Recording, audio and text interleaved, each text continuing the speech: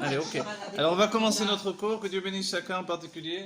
Le nom d'Amien, Gabriel. Dès que je Amien de termine, Gabriel. et excuse-moi de ne pas t'avoir répondu hier parce que Voilà. j'étais Alors, que ce cours soit pour la réfoua schéma de tout ce qu'on a dit, qu'ils aient une réfoua schéma de Barzel.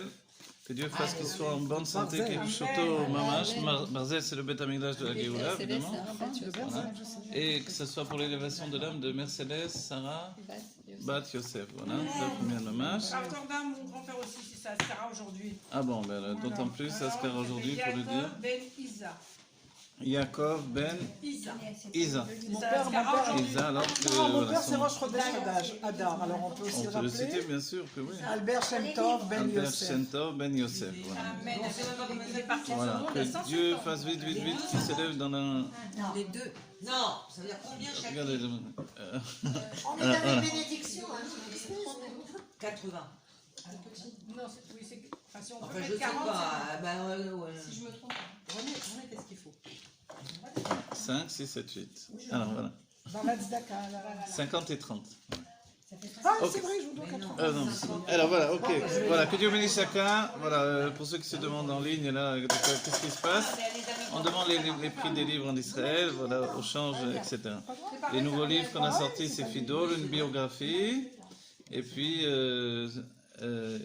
un livre Phénix également, sur l'amour éternel du Phénix. Le Phénix, c'est quelque chose qui est relié à la Géoula. C'est un amour éternel, c'est l'histoire du Zivouk. Le Zivouk, c'est l'âme sœur que l'on retrouve, avec laquelle on vit aujourd'hui pour la fin des temps, celle que l'on retrouve au moment de la Géoula ou avant la Géoula, évidemment pour une vie éternelle avec une âme complète, une âme qui n'est plus écartelée. Et ça, c'est essentiel, puisque l'exil, c'est justement l'idée d'une âme écartelée. Vous n'oubliez pas que voilà, l'exil, c'est vraiment les âmes sont éparpillées, puisque nous, on a toujours l'idée d'une âme dans un seul morceau. Évidemment, c'est la logique humaine, puisque le corps est en un seul morceau.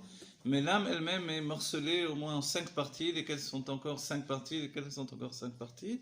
Si bien que de vie en vie, on revient avec une âme recomposée. Nous sommes un puzzle de nous-mêmes. Et à la fin des temps, à chaque fois, et on va dire à la fin des temps, et entre-temps, Dieu reforme le puzzle selon les aventures que nous allons vivre. Voilà, j'ai pas dit les épreuves, j'ai dit les aventures que nous allons vivre. Pour vivre ces aventures, il faut une image personnelle, un paysage intérieur particulier qui va nous donner d'intégrer les notions d'apprentissage de cette nouvelle vie. Et il faut se dire que chaque fois, une vie, c'est un nouvel apprentissage. Aujourd'hui, l'apprentissage, il est clair pour notre génération, puisque c'est le prince de la génération qui fixe l'apprentissage. Aujourd'hui, c'est les Kabel Pnei Mashiach Tzidkenu, recevoir la face du Mashiach. Et recevoir la face du Mashiach, c'est se confronter également à la part de Géoula qui est en nous déjà. Puisque dans tout l'enseignement de la Pnimiut Torah, de l'intériorité de la Torah, on ne peut réaliser que ce que nous possédons déjà. Donc je ne peux que ce que je suis. Vous voyez? Je ne deviens que moi-même. Voilà, c'est des enseignements que je traîne depuis des années dans mes valises d'enseignants. Et c'est très important. De là, la peur et la terreur de se dénaturer qui est en chacun d'entre nous, qui est inutile en fait dans notre génération. Donc, comme tu étais, comme tu es devenu, c'est l'époque passée, il y a 50 ans en arrière. Aujourd'hui, je ne deviens jamais que celui que je suis déjà. D'accord? Il ne faut pas avoir peur de son image. Je la porte ou je la supporte de mon mieux. Mais les difficultés à supporter mon image, c'est les difficultés de la rencontre entre le corps et l'âme. Vous voyez, c'est très important. C'est-à-dire que toute avancée dans l'âme provoque une avancée dans le corps, une couleur dans le corps, même la couleur de la peau est transformée par, on va dire, l'expérience et l'épanouissement de l'âme. Donc notre vie est en relation avec ce que nous paraissons être également.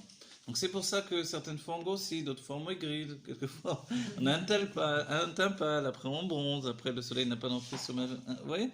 On se dit, qu'est-ce qui se passe dans ma vie? Pourquoi j'ai tellement de changements physiques également?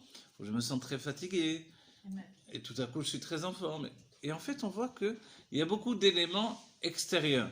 Et puis, un élément essentiel, c'est celui qui est en relation avec la génération en particulier, c'est l'affirmation de l'énergie qui vient du corps lui-même. Le corps est une entité à part entière, indépendante de l'âme, et c'est le grand dévoilement de notre période, de découvrir la personnalité du corps, et c'est pour ça qu'il y a tellement on va dire, de recherche de bien-être physique également, en même temps qu'il y a des recherches de bien-être au niveau de l'âme. Et c'est une bonne chose, puisque on sait bien dans la Torah que d'après le Rambam, il faut un corps en bonne santé pour avoir une âme en bonne santé.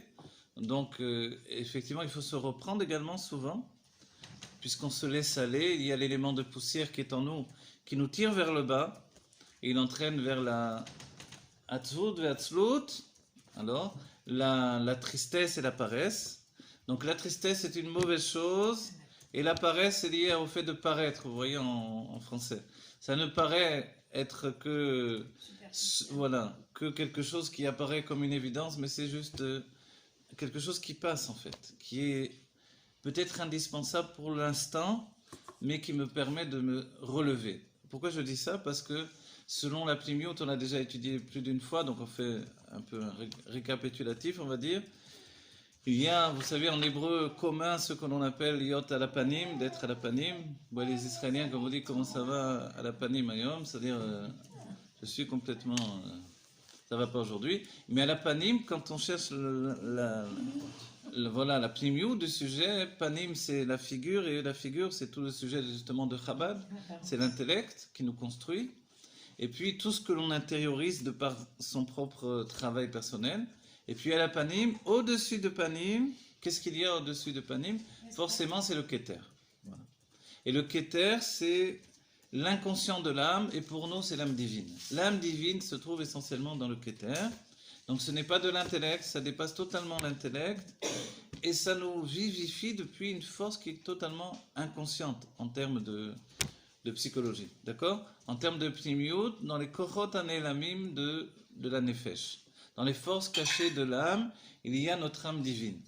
Et ce qui apparaît au grand jour, c'est-à-dire la part qui a pénétré dans le corps, ce sont les forces révélées de l'âme, et celles-là subissent les soubresauts de ma transformation intérieure. Donc si on comprend bien, le corps est une sorte de comme on dit, de tamis, qui va tamiser l'âme pour l'intégrer goutte à goutte à l'intérieur de nous. Et comme essentiellement l'âme dans son entité profonde, elle est inconsciente, alors le corps va tamiser l'âme pour que de plus en plus elle pénètre au-dedans de nous. Et le moment de fusion absolue, c'est ce moment de Géoula que l'on doit atteindre chacun d'entre nous, où l'âme a compris qu'il n'y a pas de meilleur endroit que le corps pour vivre sa Géoula. Et cette compréhension, ça fait des siècles qu'elle est en route vers nous-mêmes, mais comme on était dans une période de séparation entre le spirituel et le matériel pendant des siècles, alors forcément, tout à coup, de dire faites la fusion désormais entre le corps et l'âme, entre le matériel et le spirituel, c'est un travail tellement nouveau que ça nous demande une remise en question absolue. Voilà. Et pour notre judaïsme, c'est aussi un coup de fouet terrible qui depuis maintenant 70 ans et plus a été entamé par le rabbi et ses prédécesseurs pour transformer en fait l'humanité juive, pour qu'elle se confronte à cette rencontre. Donc c'est pas facile. C'est plus facile justement d'être à Mekoubal, déconnecté du monde.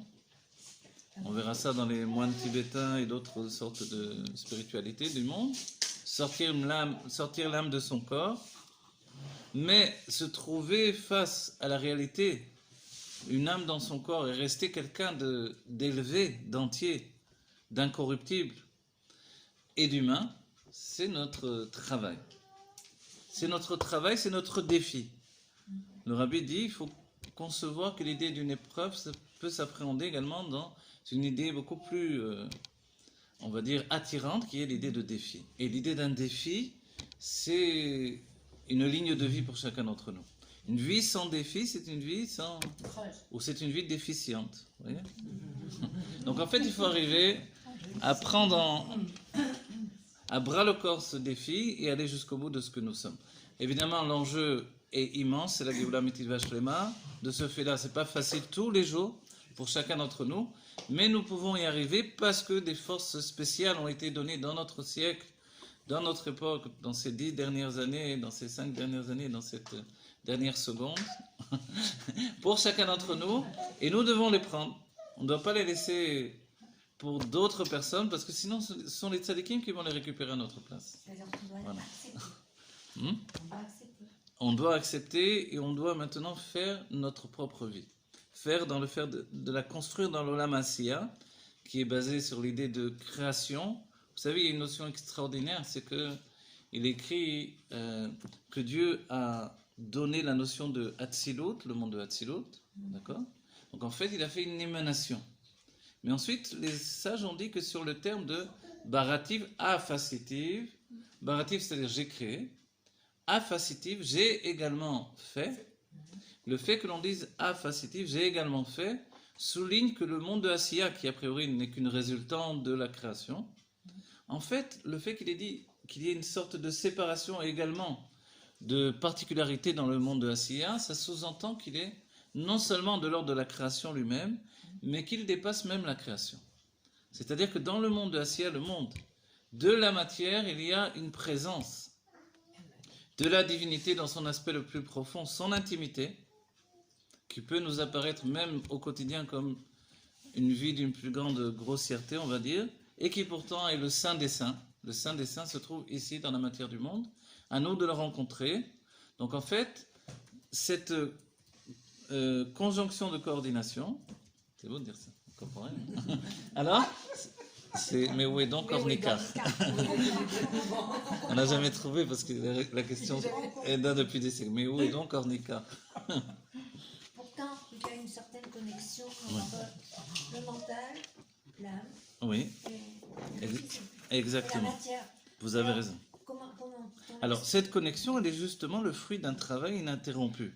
Vous savez, on peut se demander, c'est légitime presque, puisqu'on a annoncé depuis des siècles qu'on doit être la lumière des Goïms. Alors, on a été la lumière des Goïms par le biais de la Torah écrite, mais la Torah écrite, c'est, on va dire, non, la Torah écrite, c'est, on va dire, c'est une goutte de l'océan du judaïsme, malgré tout. Oui, c'est juste une trace écrite de ce qu'est profondément le judaïsme. Puisque la Torah écrite sans la Torah orale est pratiquement incompréhensible. Ou alors c'est une très jolie histoire, etc. Mais quand on annonce les noms et qu'on les répète, et quand il y a tous les kélim du Beth Amikdash, vous voyez, tous les ustensiles, ça va une fois, deux fois, trois fois, après on dit, stop. Donc on va dire, c'est quoi l'histoire? Et le Zohar lui-même dit, on aurait pu écrire une histoire beaucoup plus belle que celle qui est écrite dans la Torah. Alors, c'est quoi ce livre de la Torah? La Torah n'est pas ce qui est écrit. Et pour ceux qui se disent souvent que, il faut le souligner, moi je ne crois qu'à la Torah écrite, parce que c'est la Torah de Dieu, il ne faut pas oublier que c'est Moshe Rabbeinu qui a écrit la Torah que l'on a. Donc c'est le premier livre rabbinique, c'est la Torah. Vous voyez? Donc il n'y a pas de livre qui n'est pas un livre rabbinique dans le judaïsme. Tous les livres sont écrits par les sages d'Israël, à commencer par Moshe Rabbeinu. C'est une chose importante d'en prendre conscience, Dieu n'a pas écrit de livre. D'accord? Qu'on ne nous raconte pas d'histoire. Dieu n'a pas écrit de livre. Il a écrit 0 livre. Voilà, le seul écrit de Dieu, ce sont les premières tables de la loi. On voit qu'elles ont été détruites. Et après, donc la seule trace que l'on a, c'est les tables détruites qui sont dans le Aaron Abrit, le tabernacle. Tabernacle? Non. Comment on dit? Tabernacle? Tabernacle, c'est pas le Mishkan entier? Oui, je crois. Bon, alors voilà. Bon, dans le Aaron en hébreu, l'Arche Sainte, voilà, d'Indiana Jones. Alors, l'Arche Sainte, heureusement Indiana Jones l'a retrouvée, parce que nous on ne savait pas où elle était passée. Ok, et vous voyez, on a une époque formidable. Indiana Jones a retrouvé Donc, on a tout, ça y est, on n'a plus qu'à vivre la Géoula Mitiv Hashem. D'accord? Voilà, d'après les sages, elle est soit sous le mont du Temple, d'accord? Soit elle se trouve à Rome. Et en réalité, sachez qu'il y a deux, vous vous rappelez? Il y a deux Aaron Abrit. Un avec lequel on partait à la guerre, et un autre qui ne bougeait pas du Kodesh Kodashim. Un portable et un Voilà, un portable, effectivement. La protection. Voilà, celui qui partait en guerre avec nous, c'est celui qui nous protégeait. Celui-là que David a ramené, quand il est revenu, il a ramené le Aaron HaKodesh qui avait été pris par les Plishtim. C'est là où il a dansé. Il a tellement été heureux, il a sifflé, il a dansé. De là, le rabbi qui a réinstallé le fait de siffler, puisque beaucoup pensaient qu'on ne doit pas siffler dans le judaïsme. C'est un shtout, un vent de folie. Certains pensent que c'est lié au démon, etc. Et le rabbi l'a réintégré, puisqu'il y avait le siffleur du rabbi qui sifflait au 770, le docteur Abouratsira. Voilà. Donc, voilà, on va dire, voilà, qu'est-ce qu'il raconte tout ça? Pourquoi faire? Parce que on réintègre en fait les notions de notre judaïsme dans notre génération. Notre génération est particulière et c'est ce que l'on veut mettre en avant. Et la particularité, elle ne vient pas uniquement du Nasiador, du prince de la génération, qui est unique entre tous, puisque comme l'a dit le rabbi lui-même, en fait, il contient tous les princes qui ont précédé. Donc forcément, on se retrouve avec le Har Sinaï lui-même, la connexion entre Dieu et l'homme. Vous voyez, cette fusion entre le Nitzot, l'étincelle du... Il y a un terme de la Chassidut, un Nitzot saboré chez Nasta Nivra, l'étincelle du créateur qui se fait créature.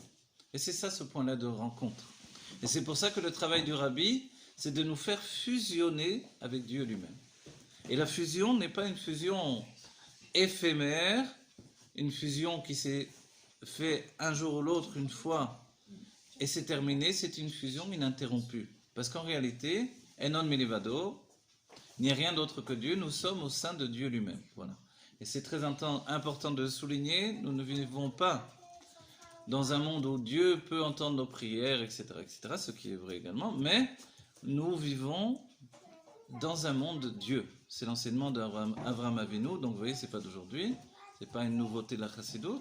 Ce monde dans lequel nous vivons, c'est Dieu lui-même, il n'y a pas d'autres matériaux d'existence et de vie, de réalité. La réalité, c'est Dieu lui-même. Voilà. Et c'est pour ça que tout peut se transformer à chaque instant. Et lorsque l'on a dit au rabbi, est-ce que le monde, le réchauffement naturel, etc., la nature qui va mal, est-ce qu'il faut s'inquiéter de tout ça? Le rabbi a expliqué que, a priori, c'est vrai qu'on devrait s'inquiéter, mais compte tenu que Dieu recrée le monde à chaque instant, alors il y a Dieu d'être confiant en Dieu, de toute façon. Tout peut recommencer à chaque instant. Et c'est comme ça que la Géoula peut arriver en un seul instant, une seule seconde, maintenant, immédiatement. Voilà. Pour être prêt pour la Géoula, il faut vivre intensément l'instant présent, et cet instant, c'est celui-là, le moment où l'on étudie la Chassidut. Voilà. Que Dieu nous surprenne pour la Géoula en train d'étudier la Chassidut, plutôt que de manger du kugel, bien de manger du kugel ou des croissants. Voilà. Voilà, le livre que l'on étudie, c'est le Tafresh Bet du Rabbi Rachab. Le Tafresh Bet, c'est une année, Tafresh Bet. Voilà, l'année, je ne me rappelle plus en loisir. Tafresh Bet, ce sont des lettres. Le Taf, le Resh, le Ain et le Bet. On a l'habitude de dire le Tarab, Beshash et Gdimou, à l'heure où ils ont devancé. Du Rabbi Rachab, à l'heure où ils ont devancé, Am Israël a devancé Naaseh les Nishma, ils ont devancé nous ferons de nous comprendrons, et souvenez-vous que notre judaïsme est basé sur ces deux mouvements. Ce qui est de merveilleux, voilà, le Rabbi dit comment, enfin le Rabbi Rachab, ici dans l'état Freshenbet, du Rabbi Rayas, du Rabbi précédent. Donc c'est l'arrière-grand-père. Le père du beau-père. Non, c'est pas l'arrière-grand-père du Rabbi, c'est le père du beau-père. Du beau-père du Rabbi. Le père du Rabbi Arayat. Le père du beau-père. Oui, du beau-père du Rabbi. Le père du beau-père qui était le Rabbi précédent. D'accord. Voilà. Moi, les histoires de famille. J'en oublie. Mais c'est là l'important de la C'est une famille divine. Et voilà. C'est une famille qui remonte jusqu'à David Améler, jusqu'au roi David. C'est très important. En passant par Shlomo, ensuite par le Rashi, le Maral de Prague, le Baal Shem Tov, et puis on arrive dans notre génération au Rabbi. Et c'est pour ça qu'on peut dire qu'il est Melech Mashiach, d'après le Rambam, parce qu'il descend de David en passant par Shlomo. Voilà. Ensuite, il faut qu'il rassemble tous les exilés. Ça va être le travail final. Et reconstruire le Beth Amikdash pour être Mashiach Vadaï, aux yeux de tous, selon la Lacha, devant le Sanhedrin. Okay. Donc ça, le rassemblement des exilés, il y a deux facettes de l'idée. Je vous le dis déjà, normalement. Ensuite, il doit pousser tout le peuple juif à faire Torah et Mitzvot. Okay. Ça a été fait avant. Vous savez comment on pousse tout le peuple juif à faire Torah et Mitzvot? On le fait concrètement en envoyant des shluchim dans le monde, mais c'est insuffisant, on peut dire.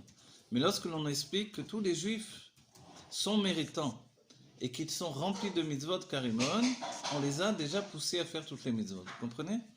Donc on exprime que les juifs n'arrêtent pas de faire des mitzvot. Et c'est ça le fait de les pousser à faire des mitzvot. De comprendre que tout est mitzvot dans le judaïsme. Oui, allez-y. Alors, en ce moment, tous les jours sur Facebook, ils s'appellent les juifs de France et d'ailleurs. Vous voyez là, ils s'appellent à venir. Ah, venir. Alors voilà. Il y a quelque chose parce qu'il n'y a jamais eu ça, mais c'est toute la journée. Toute qu'il la parle de journée? ça. Ah ben voilà, tant mieux. Tant mieux. Maintenant, il y a deux façons de venir en Eretz Israël. La première façon qui est de venir Kipchuto, et c'est-à-dire concrètement d'y venir. C'est vrai qu'il n'y a pas d'autre endroit aussi élevé aujourd'hui de manière dévoilée que Eretz Israël. Peut-être pas au niveau matériel, mais au niveau spirituel, au niveau de la lumière intérieure. On la voit, moi je la vois en tout cas. Pas que je suis spécial, mais je la vois de mes yeux. Cette lumière unique au monde, qu'on ne trouve pas en Rotzlaret, ça n'existe pas. On la voit, ce n'est pas la lumière du soleil elle-même, ça dépasse la lumière du soleil, c'est une lumière qui vit avec celle du soleil et qui est indépendante pratiquement et qui brille en Eretz Israël et qui ne se trouve pas en dehors d'Eretz Israël. C'est Oui. la connexion. Et cette lumière-là, c'est la lumière de toutes les âmes juives, c'est la lumière de Shechet Yemei Bereshit qui est en train de l'Isroa, d'illuminer la terre d'Israël. Et de là, elle va se répandre dans le monde entier. C'est comme ça que ça se fait depuis le candélabre. Vous vous rappelez la Chanoukia de Dieu, la Menorah du Beth Amikdash, ça brillait dans le monde entier depuis Eretz Israël, depuis Yerushalayim, depuis Eretz Israël. Et aujourd'hui, on sait que Eretz Israël va se répandre dans le monde entier. Et pour ce faire-là, il a fallu que les Juifs se trouvent dans le monde entier, parce que bientôt, très bientôt, immédiatement aujourd'hui même, si Dieu veut, le monde entier sera Eretz Israël. Voilà. Donc cet immédiat de transformation du monde, ce n'est pas une transformation, c'est une révélation. Et la base est aussi simple que, bonjour, c'est que tout est Dieu, donc forcément, il n'y a pas de difficulté à exprimer sa présence, que ce soit en Australie, en Amérique, au Japon, etc. Pendant la période qui a précédé ce dévoilement que l'on a aujourd'hui, il y avait la notion de Bet Rabbeinu chez Babel, ce que le Rabbi a dévoilé, la maison de notre maître à Bavel. À Bavel, c'est Babylone. Babylone, c'est très, très profond, cette notion de Babylone. Voilà, moi je reviens de Corse, et en Corse, il y a un endroit qui s'appelle Bavel. Et il y a beaucoup de noms comme ça, très curieux reliés à la Torah là-bas. Encore ça. En Corse, oui. Et c'est un endroit avec des montagnes immenses qui se projettent dans le ciel, des montagnes déchiquetées. C'est très très très beau. Et on se demande pourquoi finalement. Mais pour nous, pour chacun d'entre nous, on doit se dire qu'est-ce que Bavel dans notre vie à chacun d'entre nous. Vous vous rappelez que jusqu'à Bavel, la tour de Bavel, on parlait tous l'hébreu uniquement. La Shon HaKodesh plus précisément, pas l'hébreu moderne évidemment. La Shon HaKodesh, il n'y avait pas de mots tels que psychologia, energia, philosophia, ça n'existait pas. Il y avait la Shon HaKodesh pure. Voilà. Donc la Shon HaKodesh, c'est la langue sainte qui est à même de créer une réalité divine. Vous voyez? Cette réalité divine, c'est la langue qui va être la langue de la Géoula Métil Vashlema, celle que l'on étudie ici dans les livres de sainteté, évidemment. Et c'est pour ça que précédemment, il n'y avait pas de grammaire établie véritablement dans les textes, si ce n'est un petit peu de Rashi à droite à gauche. Et l'un des plus grands grammairiens, c'est l'Admorazaken, qui est reconnu par tout le monde comme l'un des plus grands grammairiens. Et son sidour dans la ponctuation, dans les moindres détails, etc. C'est-à-dire que la grammaire étudiée à l'écrit n'existait pas. Le peuple juif est un peuple de Torah orale. Et la Torah orale, elle se retrouve aujourd'hui, puisque les gens écoutent des cours par Internet. Et dans ces cours par Internet, ils ne voient pas forcément les écrits, ils entendent une Torah orale. On revient à la Torah orale comme au commencement, parce que la Torah est une Torah orale. Comme on l'a dit, la Torah écrite sans la Torah orale, c'est une Torah incompréhensible. C'est la notion de mélavé. Et la notion de Meturgeman. La notion de Mélavé, c'est l'accompagnateur. Et Meturgeman, c'est celui qui est le traducteur. Traduire un texte, c'est l'interpréter. Vous voyez? Il n'y a pas de traduction fidèle, c'est impossible. Alors, je m'excuse. Il y a de fidèles traducteurs, mais pas d'interprétation fidèle. Je m'excuse, mais alors, Je vous il y a excuse. plusieurs interprétations. Et bien sûr que oui. Vous voyez Ça bien, met plusieurs une traductions. interprétation Bien sûr. à la- Vous croyez que les livres que les Goïms ont dans la Bible des Goïms, c'est pas la même traduction que celle que l'on a nous-mêmes? Non, je Ouais. parle du peuple juif. Ah, dans le peuple juif, vous pouvez faire votre traduction personnelle de la Torah. C'est ce que l'on attend d'entre vous. Et on dit qu'à Yavne, dans la yeshiva de Rabban Gamiel, il y avait un traducteur. On va dire, mais il ne comprenait pas l'hébreu, quel était le problème? En fait, le problème était d'exprimer, d'expliquer. Vous voyez? Traduire, c'est mettre un niveau de tous les niveaux. Oui, mettre un niveau selon le niveau, selon les paliers de compréhension de chacun. Donc en fait, même dans la Chassidut, il y avait toujours cette notion-là. Il y a les chosrim, ceux qui reviennent sur les paroles du maître, du rabbi, et il y avait aussi ceux qui expliquaient les mamarim. On pouvait comprendre un mahamar, comme Rabbi Yekotiel Miyeple qui comprenait un mahamar en l'entendant directement du rabbi, mais quand il entendait l'explication, il ne comprenait rien du tout. Pourquoi? Parce qu'il était attaché à l'essence. Alors il a fallu qu'il fasse une connexion entre l'essence et son développement. C'est tout notre sujet. Voilà. Et dans notre Torah, ici justement, dans le passage du Hanbet que l'on étudie, il s'agit de faire une connexion entre Chokhmah et Bina. Chokhmah, on a étudié que l'essence est ressentie dans la Chokhmah, ce qui occasionne que Chokhmah, elle peut être, on va dire, dans un niveau d'une telle proximité qu'elle n'a pas forcément l'éclat du dévoilement pour l'autre. J'ai pas compris. Je recommence. Celui qui est Chokhmah, il peut être terne, éteint. Ok? Parce que en réalité, il est à proximité du dévoilement, un tel degré. Bien sûr, l'observateur s'apercevra qu'il y a quelque chose qui brille en lui. Mais cette proximité fait qu'il n'est même pas, lui, un écran révélateur. C'est ce que nous a dit le Rabbi Rachab. Tandis que la Bina, c'est non seulement un écran révélateur, mais c'est un écran traducteur. Si bien que la Bina va se scinder en plusieurs parties. Elle va avoir même la Tvuna, qui est comme une boîte de traduction, qui va permettre au sentiment de tirer des enseignements de ce qui est totalement intellectuel. Parce que sachez que, vous savez que l'intellect et les sentiments sont deux mondes totalement opposés. D'accord? A priori, si ce n'est que la Bina est le lien possible entre les sentiments et l'intellect. Pour un homme qui est à tendance Chokhmah, malgré ce que l'on a pensé pendant assez longtemps de dire qu'un homme est intellectuel et une femme est sentimentale, le véritable aspect profond de la femme, c'est qu'elle est Bina, et la Bina c'est un binyan intellectuel, une construction intellectuelle, et qui forcément est en relation directe avec les sentiments. Ce qui laisse entendre qu'elle est sentimentale. Vous voyez? Et l'homme, lui, on a toujours entendu qu'il était intellectuel, mais on se rend compte qu'il a horreur de se fatiguer intellectuellement. Alors on se dit, il a horreur de se fatiguer intellectuellement, même les universitaires entre nous. Quand il commence à se fatiguer, il ne s'arrête plus. Il aime continuer ce qu'il a commencé parce que le chesed ne s'arrête plus quand il fait une chose. Vous voyez? Mais je suis d'accord avec vous. Bon. D'un certain point de vue, c'est s'approprier la Torah au moment où on la traduit, où on l'apprend. Alors voilà. C'est l'intégrer complètement. Pour la Chokhmah, vous dites, ou pour la Bina là? Non, là je parle ni Chokhmah ni Bina. Alors, vous parlez de... Je reviens quand vous avez dit que d'étudier, de traduire la Torah. Alors ma question c'est, est-ce qu'on peut, au moment où on la traduit ou alors on l'étudie, Oui. d'un certain point de vue on l'intègre et on se l'approprie? Oui, on intègre et on se l'approprie, c'est ce qui est dit Torah Moshe.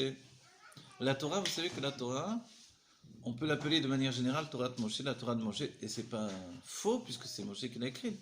Mais non seulement il l'a écrite, mais il a digéré cette Torah. Parce qu'il y avait les événements qu'il vivait au quotidien, c'est toujours très mystérieux pour nous. Si bien que les goïms pensent que la Torah s'est révélée bien plus tard et qu'on a repris les enseignements de ceux qui étaient en Mésopotamie avant nous, je ne me rappelle plus comment ça s'appelle. Vous vous rappelez qui era? Les Phéniciens ou quelque chose comme ça peut-être. Ouais. Donc nous sommes un peuple usurpateur qui avons pris des enseignements qui existaient, comme le déluge et des choses comme ça. Hein, voilà. En fait, non. Il y a simplement, par exemple, pour le sujet du déluge, tout le monde parle du même événement qui a eu lieu au début du monde et qui a concerné chacun. Et la Torah, bien plus tard, en a parlé, même si, alors, les Phéniciens ou ceux qui étaient avant en Mésopotamie, donc, on parlait de ça également. C'est important de le dire parce qu'on peut voir à droite à gauche une vidéo, on vous dit « Ah, c'est vrai, ça ne nous appartient pas, c'est faux, ça ne vient pas de nous. » Non, tout a été donné par Dieu, mais ça a été retranscrit par Moshe Rabbeinu. Et Moshe avait la difficulté incroyable, en tant qu'écrivain, on va dire, entre guillemets, de non seulement donner des enseignements, Torah Milashon Ora, la Torah est un enseignement de vie pour l'éternité, pour le peuple juif, pendant tout le temps de l'exil également, mais également le fait qu'il doit cristalliser dans cette Torah tous les secrets de tous les mondes divins. Elle doit être en accord avec tous les mondes divins sans aucun déphasage, on va dire. Mais plus que ça encore, il fallait faire coïncider la Torah avec le moment présent. C'est-à-dire que pour Moshe Rabbeinu, imaginez, il vit les événements de Korah. Quand est-ce qu'il écrit ça? Au moment où il est vie, au moment où il est... Oui. Ce qui est étrange chez Moshe, c'est qu'il sait déjà à l'avant tout ce qui va se passer. Si bien qu'il aurait pu écrire les événements de Korah, etc., avec tout ce qui s'est passé, des Meraglim par exemple, avant même que ça se passe. Même si nous n'apprenons les événements qu'ensuite, une fois que ça s'est passé. Vous voyez? Comme il est dit pour Mordechai, qui était comme Moshe à son époque, Mordechai savait très bien comment les choses allaient tourner à Purim. Allez, alors pourquoi tu te mets comme ça à pleurer? Tu jeûnes, tu pleures, tu... Est-ce qu'ils avaient la possibilité d'être des voyageurs dans le temps et d'aller visiter justement le futur et de le ramener au présent? Alors, on va dire plus que ça, oui. Et plus que ça, non, bien sûr que oui. Oui. C'est Parashat Vaïtranan. Parashat Vaïtranan, Dieu donne à Moshe de se projeter dans le futur et il voit toutes les générations jusqu'à voir notre génération. Il a vu que l'on étudiait ici le Henbet avec les croissants sur la table, etc. Les Ozen de Haman, il a dit ça y est, bien fait pour Haman. Et voilà. Donc il a tout vu. Et ayant vu tout ça, et le livre d'Elisheva, voilà. Et le livre du Rabbin. Voilà. Donc, on va dire s'il a vu tout ça, qu'est-ce qu'il a pensé de tout ça? Les sages ont dit qu'en voyant notre génération, il s'est dit, mais si eux, avec cette notion, il n'y a aucun dévoilement divin, ils continuent à étudier, à servir Dieu, alors moi je ne suis rien du tout. C'est ce qu'il a dit Napoléon. Il a dit c'est ça. Et Abdel, ouais. On a appris avec Ah, ouais. Claire, comment qu'on peut être plus fort que ça? Ah là, exactement, il a bien dit. C'est ça qu'on mérite, ma chère. Bien sûr. Voilà. Alors en fait, voilà, nous méritons Mashiach. Voilà, il n'y a pas de génération plus grande que la nôtre. Si vous voyez dans la Torah du Rabbi, je me suis aperçu à un certain moment, dans les Dvar Malchut par exemple, le Rabbi parle de Purim, il nous dit il n'y a pas plus grand dans toutes les fêtes que Purim. Alors je note, la plus grande fête c'est Purim. On arrive après à Tishri, il n'y a pas plus grand que Tishri. Alors je note Tishri et je m'aperçois que j'avais déjà écrit Purim. Je dis, ah mince. Etc., etc. Et finalement, même le jour où on est, peu importe quelque chose, il n'y a pas plus grand. Et le Rabbi vous prouve à chaque fois c'est vrai. On vous dit, alors, désolé, mais c'est quoi qui est plus grand? En fait, tout est plus grand dès le moment où on investit son être profondément. D'accord? Donc pour nous, il n'y a pas plus grand que cet instant. Et pour ceux qui verront la vidéo, il n'y aura pas plus grand que l'instant où ils verront la vidéo. Et même quand ils la remettront ensuite, il n'y aura pas plus grand nouveau. Oui. Et ça, c'est vivre intensément l'instant présent, comprendre que l'instant présent C'est l'éternité. est, voilà, c'est l'éternité qui englobe le passé, le présent, le futur. Et c'est ça le dévoilement divin Havaïe. Qu'est-ce que le dévoilement divin Havaïe? Yudke Vavke. Il y a tellement de notions là. Ah, bah, mais ça fait rien, n'écrivez pas. C'est enregistré, c'est pour ça.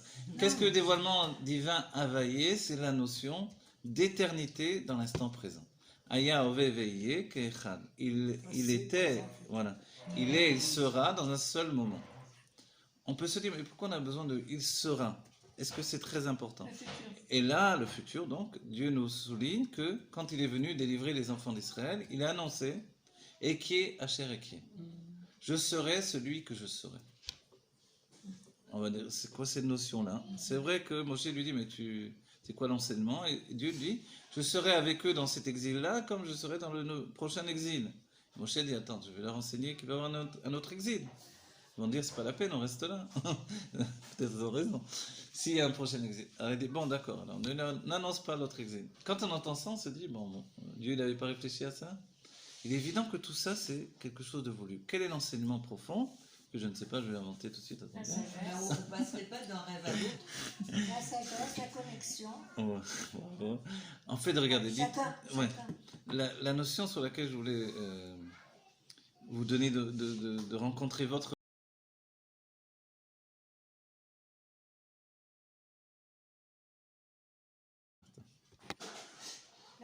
Ah oui, mais ça marche pas sur le même mode d'avion, non? Ça enregistre? Mais c'était comme ça tout à l'heure? Je sais pas. Non, ça C'est non? c'est l'ancien. C'est bon? Alors c'est bon. D'accord. Echaim Levrata. Ok, donc il y a une notion de Chorma et Bina. Ce que je voulais souligner, voilà, c'est que dans le judaïsme, les gâteaux sont très bons. Dans le judaïsme, il y a une notion extraordinaire, c'est qu'on on a vu à l'avance notre vie avant qu'elle n'existe. Nous avons vu chacun nos vies personnelles. Nous avons vu notre vie personnelle, chacun d'entre nous, individuellement. Et nous avons été maskimim. On a accepté. C'est le Bemin Imlar. Vous connaissez cet enseignement de la Torah très simple? Bemin Imlar, Benishmotem, Shel Sadikim. Avec qui me concerterai-je? Bien que le mot Nimlar, ça ressemble à l'Imlor, de gouverner, mais évidemment, c'est pas un hasard. Mais avec qui me concerterai-je pour savoir est-ce que je vais créer le monde ou non? Benishmotem Shel Sadikim, avec les âmes des Tzadikim. Ve'amer Kolam Tzadikim, c'est chacun d'entre nous. En fait, Dieu nous a donné de voir. On était, comme on peut dire, à la croisée des chemins, à la croisée des mondes, je ne sais pas, à la croisée de tous les chemins, ce sont des chemins de traverse que l'on peut emprunter chacun d'entre nous, à l'infini. Et Dieu nous a donné d'accéder à cette évaluation. L'évaluation temporelle et l'évaluation dans toutes ces notions d'espace-temps. Ça inclut également notre corps, qui perçoit l'espace-temps, et l'âme inclue dans le corps. Et on a vu tout. On a vu toutes les possibilités, toutes les réparations, les destructions, les reconstructions, les naissances, les renaissances, et on a accepté. On a accepté absolument tout. Autrement, le monde ne serait pas voilà, ce qu'il est et existant dans notre conscience. Je préfère dire comme ça plutôt que de dire créer. La création est une perception. Comme ce n'est qu'une perception, forcément, la Géoula, la délivrance de cette perception, c'est une perception explosée, on va dire, mais dans le bon sens. Donc on a accepté absolument tout, parce qu'on a absolument tout vu. Exactement. Dès le principe dès le moment qu'on comprend ça, ça nous amène à pouvoir choisir les infinies possibilités que je connais déjà. Rien n'est figé. Exactement. On peut tout changer à chaque instant. Vous savez, cet enseignement, l'on dit que il ne peut pas y avoir une épreuve que l'on ne peut pas supporter. Il y avait une période où la Norazaken s'est enfui de Napoléon qui le poursuivait, et en chemin, il y avait la femme non, c'était pas exactement comme ça, mais c'était avec la Norazaken, c'était une autre histoire. Je mélange des histoires, bon, mais peu importe. Il y avait une histoire où un homme, on lui a annoncé qu'il avait perdu toute sa fortune, et il s'évanouit. Et il se réveillait, on lui disait que tous ses entrepôts avaient brûlé, il n'avait à remettre dans son contexte. Voilà, la mort est incompréhensible, mais c'est la dernière épreuve, on l'a souligné depuis assez longtemps. La dernière épreuve, mais la mort, c'est la vie éternelle. Il faut remplacer la mort par l'idée de vie éternelle. Or, la vie éternelle dans l'âme, c'est quelque chose que l'on peut entrevoir dans l'esprit. Mais compte tenu que nous vivons à l'intérieur d'un corps et dans les sensations du corps, ce que l'on désire pour la dernière génération, c'est la vie éternelle dans le corps. Et ça, c'est ce que l'on doit se souhaiter à chacun d'entre nous, c'est-à-dire de ne pas avoir besoin de quitter ce corps pour vivre éternellement. Donc, Bezrat Hashem, Admé Abesri, il faut arrêter, quoi. Il faut aller au-delà. Je suis vite au-delà des 120. Que vous êtes indestructible, vous avez raison. Je le sens. Bravo, c'est très bien, c'est ce que l'on doit penser. Je vous excuse. Il y a un C'est problème. grave. Parce qu'on prend des Il y a risques. un problème On va nous parce que enfermer. vous dites que Non, pas du l'âme tout. est éternelle. Oui, l'âme est éternelle, tout le monde est au courant, on va dire plus ou moins. Entre la matière et l'esprit, d'accord. Et il y a quelque chose qui me chagrine. Parce qu'on dit qu'on est éternel, on va au-delà, Oui. et après l'éternité? Après l'éternité. Il n'y a pas d'après Attends, l'éternité. attendez. Après l'éternité, il y a quelque chose, plus que on y pense. On sait qu'on va y aller. Alors attendez, ce que vous soulignez après l'éternité, vous soulignez l'idée après avoir quitté le corps, c'est ça que vous voulez dire? Moi, ça m'est arrivé. J'ai De une quitter mort votre clinique et je suis revenue et j'ai vu des choses extraordinaires que je ne peux pas raconter au risque de me faire passer pour une... Non, aujourd'hui, Ah non, t'es pas la Si, seule, il y en vous a pouvez des être tranquille, millions. non, pas ici, pas ici. on est tous fous, vous inquiétez Non, mais il y pas. a des milliers Alors, de ceci personnes. dit, je peux vous dire Oui, qu'on continue. Peu importe la matière, mais on continue. exactement, Et continue. on voit tout. Ah, vous voyez, parce que la vie est Et on éternelle en entend réalité. tout, voilà. Exactement, la vie est éternelle. Voilà, Qu'elle soit dans une dimension ou dans une autre peu dimension. importe. Aujourd'hui, il est temps de bousculer l'idée de la matérialité figée. Oui. On pense que même le monde des sables, le monde occidental, a été bousculé dans cette idée préconçue. Et bon, il y a encore quelques hommes préhistoriques qui Néandertal, je sais pas comment. Ils ne sont pas encore Voilà, qui sont encore coincés dans cette idée-là, etc. Mais tous ceux qui ont accepté que la spiritualité existe et que l'âme existe, tout simplement, dès que l'on accepte l'existence de l'âme. Et le Tanya commence par ça. Il nous dit la difficulté, c'est de mettre en avant son âme. Pour accepter l'éternité du corps, il faut mettre en avant son âme. C'est curieux de dire ça. On va dire, non, viens, je vais mettre en avant mon corps. Comme les Grecs qui ont mis en avant le corps plutôt que l'âme. Mais en fait, non. Dès que l'on met en avant son âme, on se rend compte que le corps également est éternel. Parce que, attendez juste un instant, parce qu'il n'y a rien d'autre que Dieu et le tissu de vie ininterrompu, comme un ruban Moebius là, qui ne s'arrête jamais. Ce tissu ininterrompu de vie, par rapport à Dieu, qui est tout ce qui existe, ne s'interrompt jamais forcément. Mais, comme on l'a dit tout à l'heure, notre âme est morcelée en plusieurs parties, si bien que d'une vie à l'autre, on apparaît là, on renaît là, on revient là, etc. etc. Quand on a étudié le Shara Gilgulim du Ari HaKadosh, on se rend compte qu'effectivement, la vie ne s'interrompt jamais. Et on l'a souligné, c'est pour ça qu'en hébreu, le mot Chaim est au pluriel, puisque la Torah nous décrit que la vie, ce sont plusieurs vies. Et ce qui est extraordinaire, c'est que dans l'instant présent, on peut vivre également plusieurs vies en même temps. Nous vivons notre vie en tant qu'individu dans cette conscience du corps, et puis on vit en même temps une vie dans le Gan Eden, voilà. Et il y a même plusieurs paliers de Gan Eden. Et on vit cette vie dans le Gan Eden, dans plusieurs paliers du Gan Eden. Et peut-être aujourd'hui, bon, puisqu'on est vraiment dans toutes les remises au point, on peut souligner que de nombreux enseignements étaient donnés par rapport au corps et à l'âme, par rapport aux souffrances de l'âme en dehors du corps, comme par exemple le fait qu'on explique après la mort, c'est écrit même dans le Tanya, après la mort, il y a ce qui s'appelle Chibuta Kever. Et en plus, il y a ce qui s'appelle alors on va dire Chibuta Kever, et après il y a ce qui s'appelle Kafa Kela. Voilà. Chibuta Kever, alors on dit c'est une punition a priori, qui est le fait de renverser le corps et de le taper comme un tapis. Ok. Alors, attendez.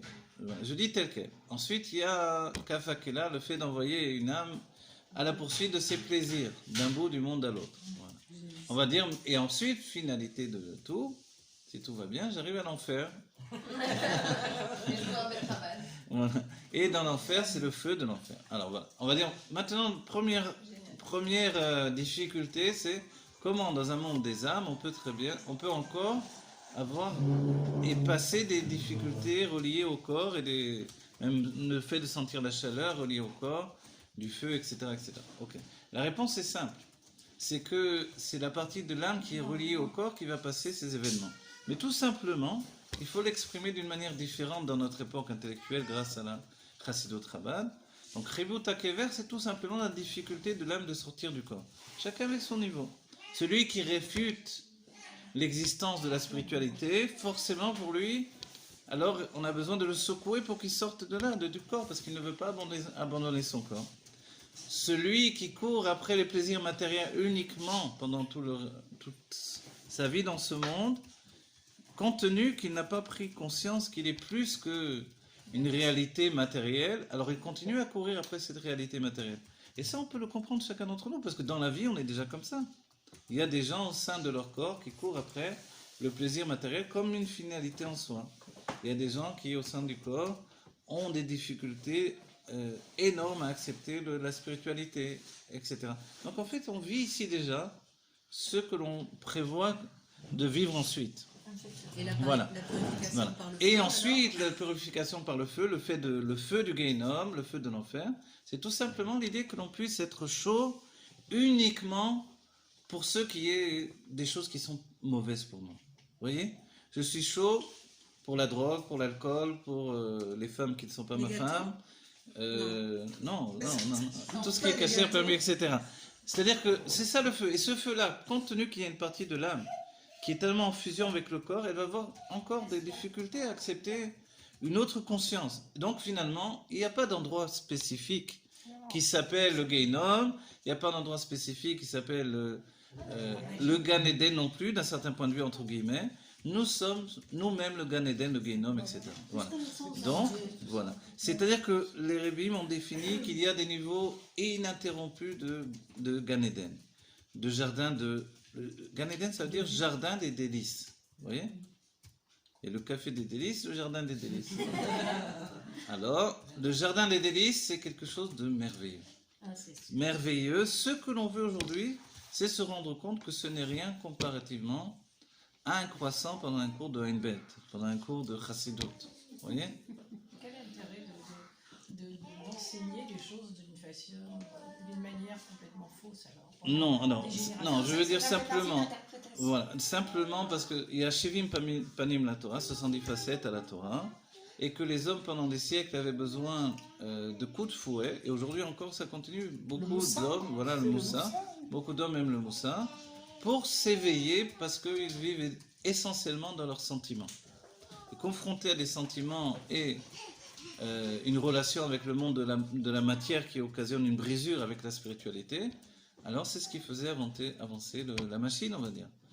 Mais depuis la venue de la Chassidoute, les choses se sont transformées. Donc est-ce que ça fait 2 siècles à peu près, depuis la naissance de la Chassidoute, que les femmes ont le droit d'étudier ce qu'on étudie maintenant, ou est-ce que c'est plus récent? Parce que Les femmes ont toujours étudié le En Yaakov, par exemple. Vous voyez, dans le monde ashkénaze en tout cas, le En Yaakov, ce sont toute la partie de, comment on dit, d'homélie, d'histoire qui sont dans la Gemara. Et c'est quelque chose de merveilleux. mais aujourd'hui, Oui. personne va être attaqué et menacé de kherem si on enseigne ça. Non, Mais pas du tout. Vous il y a- n'avez pas il y a besoin de 20 faire ans, comme Yentel, de vous déguiser en homme. Voilà. voilà, Alors, etc. qu'est-ce qui s'est passé dans l'histoire du judaïsme pour qu'aujourd'hui on ait le droit d'étudier toutes ces choses-là? Bon, on a Attends, toujours- attends. Alors, on C'est va donner concret. une notion kabbalistique. La réalité, c'est que nous sommes dans une génération nekeva, une génération féminine.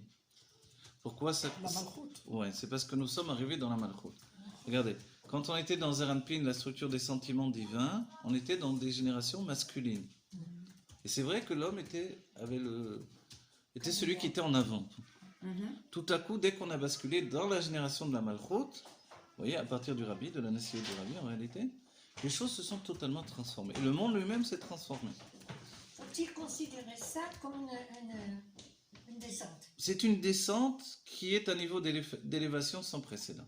Parce que c'est à partir de la malchoute, la royauté du monde de Hatzilut, que naissent les mondes de Bria, Yetzira, Asiya.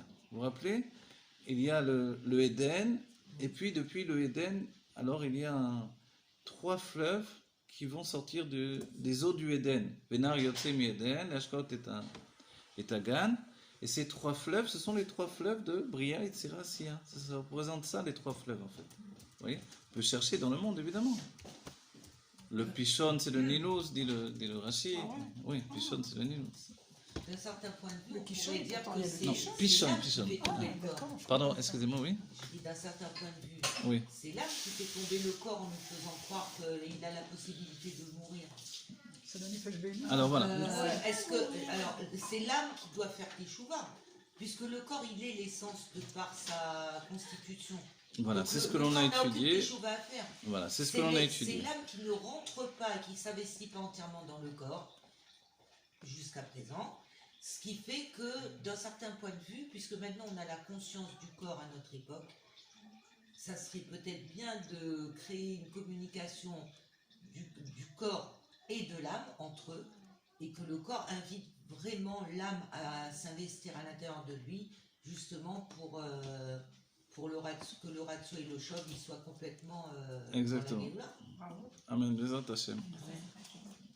La révélation- Effectivement, ce sont des choses que l'on a étudiées, qui sont très importantes. Voilà. La révélation du C'est un rabbi, enseignement du rabbi, c'est exactement. 1992, c'est ça? Une fois qu'on a Avant, précédemment également, mais ça, ce sont les grandes années de dévoilement du Dvar Malchut. Là, Il y Ouais. a, quand vous dites la révélation du rabbi, c'est quand il a été... Dès qu'il a été Yud Shvat, c'est pour ça qu'elle a L'âme n'est pas entraîné. l'essence. L'âme est un l'année dévoilement de Dieu, 51. Elle n'est pas l'essence. C'est Alors pour ça que que le le corps corps est est l'essence de l'essence. Dieu. Ok. 1951. Oui, c'est ça 1951, ouais, je veux dire. de tout ce qu'on a appris, mais c'est ça. Voilà. Alors, en définitive, tout ce que l'on dit ici maintenant, c'est vrai que tout se rejoint, tout est relié, et c'est un mode de vie. N'oubliez pas que si on peut étudier des enseignements d'Égoïm, il nous est interdit d'étudier la Torah d'Égoïm. La Torah d'Égoïm, c'est une structure tout entière. Vous voyez? Il faut toujours faire attention. Parce qu'aujourd'hui, on étudie beaucoup de livres d'Égoïm, sur Internet, il y a des livres audio, et il y a des vidéos, des trucs. Voilà, il faut faire attention, puisque tout le monde étudie C'est tout quoi ça. la Torah des Goïms? La Torah, c'est une structure entière. ce que la Torah appelle Torah, ça veut dire une structure. C'est-à-dire que si on vous dit, voilà, je donne un exemple simple. Un livre qui s'appelle Miracle Morning, c'est bien de se lever le matin tôt pour faire des choses. Okay. L'idée est bonne, se lever le matin tôt, prend 1 heure en plus. Bon, ceux qui vont prier de matin de bonne heure, ils sont habitués à ça, ils n'ont pas eu besoin qu'on leur dise, mais ok. Donc 1 heure en plus pour qu'elle nous appartienne et faire ce que l'on veut. Donc c'est bien, on peut prendre cette idée, c'est une idée. Oui, ça c'est Chochma, on va dire, d'égoïme, j'accepte, disons. Bon, on n'avait pas besoin d'égoïme pour ça, mais disons que, voilà. Mais après, il nous dit par exemple ce qu'il faut faire pendant qu'on se lève. Ah ouais, d'accord. Tu feras ça, tu feras ça, tu feras ça, tu feras ça. À partir de là, vous dites stop. Ça s'appelle une Torah. Vous comprenez? Qui me dit se lever tôt, tout? Très bien, pourquoi pas? Non? Et pour prendre un temps pour moi. Après, ce que je fais dans ce temps-là, ça me regarde moi. Compte tenu que je suis juif, moi, je ne vais pas faire ce qu'il dit lui. Parce que ce qu'il dit lui, ça devient une Torah. Vous voyez, dès qu'on vous dit, et il faut faire attention à ça, parce que dans notre époque, il y a des livres entiers, il y a beaucoup de livres qui viennent d'Amérique aussi, où il y a des très bonnes choses, ok, qu'on trouve dans la Chassidut, etc. Mais il faut toujours faire attention, d'accord? Tout ce qui est développement personnel, il faut faire attention dans notre époque. Parce que dès le moment où on vous dit exactement ce que vous devez faire, du matin au soir, vous voyez, dans tous les instants de votre vie, c'est un système entier, la Torah vous dit attention, d'accord? Prendre des idées, c'est bien, découvrir le lien entre ces idées et le judaïsme, ça peut être bien aussi. Faites attention dès qu'on vous dit ce que vous devez faire complètement. Là, ça devient une Torah, et ça, j'en dis attention, d'accord? Notre Torah, elle est unique, que ce soit en psychologie, que ce soit en philosophie, que ce soit en bien-être personnel, en développement personnel, ok? On peut prendre des idées à droite à gauche, ok. Dans notre époque, on peut difficilement éviter, puisque ça nous vient tout le temps. Mais Rav, tout le développement personnel aujourd'hui, c'est en gros, c'est se connaître soi-même, c'est savoir ce dont on a besoin. Ça passe par le corps, par l'âme, par l'esprit, construire son intellect, les relations avec les autres, etc. Après, c'est des outils. Tu fais rentrer ou pas dans ta vie de faire 10 minutes de méditation. Oui, mais c'est pas aussi simple, parce que vraiment, il y a des livres entiers qui vous disent exactement. Numéro 1, tu dois faire ça. Numéro 2, tu dois faire ça. Oui, oui, j'ai lu des livres aux toilettes, moi, si vous voulez. Alors, on voit qu'ils vous disent attention, si tu n'as pas fait ça, tu ne peux pas faire ça. Attention de bien écouter. Voilà. On sait que c'est pas bien. Voilà. Alors, vous devez dire moi, de faire tout ce qu'il me dit. Alors, voilà, le livre, je ne peux pas écouter. Selon la Torah, je ne peux pas écouter. D'accord? Maintenant, donc pourquoi? Parce que la Torah nous a avertis depuis des siècles. On était toujours loin du monde égoïme, ou on chutait dans le monde égoïme. Aujourd'hui, on est intermédiaire, ok? On ne peut pas dire qu'on ne voit pas, on n'entend pas. Et voilà. Voilà. Le fait qu'on vous dise exactement une méthode totale de comportement, vous devez rejeter, ok? Mais c'est nécessaire, en fait. Voilà. C'est nécessaire pour retrouver... De revenir en arrière et de faire le point en vous-même. D'accord. Se confronter, c'est jamais une mauvaise chose, mais... il faut savoir rester soi-même. Ce que nous sommes des juifs. Donc, on peut dire dans Freud, il y avait des bonnes choses. Bon, c'est un juif, mais quand même, ça pensait les goy. Dans Freud, il y avait des bonnes choses et il y avait des catastrophes. Dans Jung, c'est super, il a pensé à il a contredit Freud dans beaucoup de choses, c'est bien. Mais il y a des catastrophes aussi, c'est normal, forcément. Etc., etc., etc. Dans le marxisme aussi, il y a certainement des bonnes choses. Vous voyez, le communisme aussi, il y a des bonnes choses. Tout le monde partage tout. Formidable. Après, quand on regarde concrètement, voilà, concrètement comment ça s'est passé et la réalité de tout ça, on s'aperçoit que... Mais quand on a demandé au Rabbi Rayatz, du marxisme au communisme, qu'est-ce qui est en relation avec la Chassidut, est-ce qu'on peut voir que quelque chose vient de la Chassidut? Le Rabbi Rayatz a dit, les deux viennent de la Chassidut. Dans la Chassidut, vous allez retrouver le marxisme et le communisme. Mais simplement, ces notions, ces idées-là, qui sont devenues une politique systémique. Voilà. Du moment où elles sont systématiques, elles ne sont pas en fait dirigées vers Dieu pour l'épanouissement personnel de l'individu, elles deviennent une prison comme une autre. Donc même le bonhomme qui écrit un super livre de psychologie et qui vous dit, tu dois faire ça, deuxième jour tu fais ça, troisième... Et c'est comme ça, les livres sont construits comme ça. Alors, vous vous dites, ok, c'est très bien, bravo, mais ça tu vas le donner à ta femme, à ton cousin, à ton grand-père, s'ils ne sont pas juifs. Mais quand on est juif, on ne peut pas accepter ça. Voilà. Et même, c'est un appel peut-être même pour les non-juifs, de dire attention, ne rentrez pas trop dans les systèmes. Le système est toujours dangereux. Oui, peut-être pas des sectes, mais c'est des gens qui ont des bonnes intentions, c'est bien. mais on doit être suffisamment libre. Ce qui caractérise notre époque, notre génération, c'est la délivrance personnelle. C'est ce que le rabbi a souligné. Vous voyez? La délivrance personnelle, c'est ça. Aujourd'hui, on peut se rendre compte. La Voilà. délivrance personnelle, c'est l'âme dans un corps. comme Voilà. tu Et dis. c'est l'individu qui prime sur tout le reste. Donc jusqu'à présent, l'âme, elle a carrément embarqué le corps à croire à l'illusion de la mort. Par sa peur, oui. d'un certain point de vue. Et la naissance. Ou alors par sa soif d'aventure. Alors, vous dites l'âme voilà, a pris, comment vous avez dit? À Embarquer le corps. embarquer. A embarqué Ben oui. le corps pour lui faire croire à l'illusion de la mort. On va dire plus que ça. Elle lui a fait croire à l'illusion de la vie qui vient de l'âme. C'est plus profond, quoi. Vous voyez? Compte tenu que jusqu'à aujourd'hui, on a pensé que la vie venait uniquement de l'âme, on n'a jamais cultivé la vie qui venait du corps. Et de ce fait-là, il y a même on va dire une prédilection, comment dire? Prédilection. Un prédilection, voilà, sur une personne qui pense que il est lui le maître de sa vie uniquement. Vous voyez? C'est lui qui fait, Dieu n'existe pas, Dieu n'est... Celui-là, en réalité, dit le rabbi, il est plus dans la vérité de l'essence que celui qui croit en Dieu, mais qui est toujours... voilà. Il est toujours ici et là, navenad, on dit dans la Torah. Navenad, on dit que c'est Caïn. Quand il a tué Evel, alors il est toujours navenad. Vous savez ce que c'est navenad? Non. C'est comme on dit ici et là. Ah, Sham vepo. Shampoo, comme le shampoo, vous voyez? Sham vepo, c'est qu'il n'est jamais nulle part. Il est jamais nulle part, c'est-à-dire qu'il est tout le temps en train de se perdre. Il n'a jamais de maison. Et c'est pour ça qu'il est un constructeur de villes. Qu'est-ce qui a caractérisé Caïn? C'est le fait qu'il construit des villes. Qu'est-ce que c'est de construire des villes? C'est de se faire une maison partout où on arrive, et non seulement une maison, mais une communauté. S'inventer une communauté parce que je ne peux pas vivre sans communauté. Evel, lui, était un berger. Ça sous-entend que de partout, il est chez lui. Quand on ne met pas de barrière autour de soi, on a un domaine qui est illimité. Vous voyez? Mais quand je veux posséder ne serait-ce qu'un petit lopin de terre, je n'ai que ça finalement. C'est ça notre état d'esprit également de manière générale. Lorsque je crois que ça m'appartient uniquement, que ce soit dans la Torah ou dans d'autres sujets, alors évidemment je suis limité. Lorsque je crois que ma seule vérité est la seule vérité, uniquement ma vérité prime sur les vérités des autres, évidemment, je m'enferme dans une petite barrière qui me limite dans ma petite maison. Et les gens, par exemple, moi j'ai une sœur qui est bien nulle part, ni chez elle, ni ailleurs, ni rien. Oui. Ça correspond à quoi? Ça correspond à ces notions de... C'est pas moi, Ravi. Je suis ta sœur.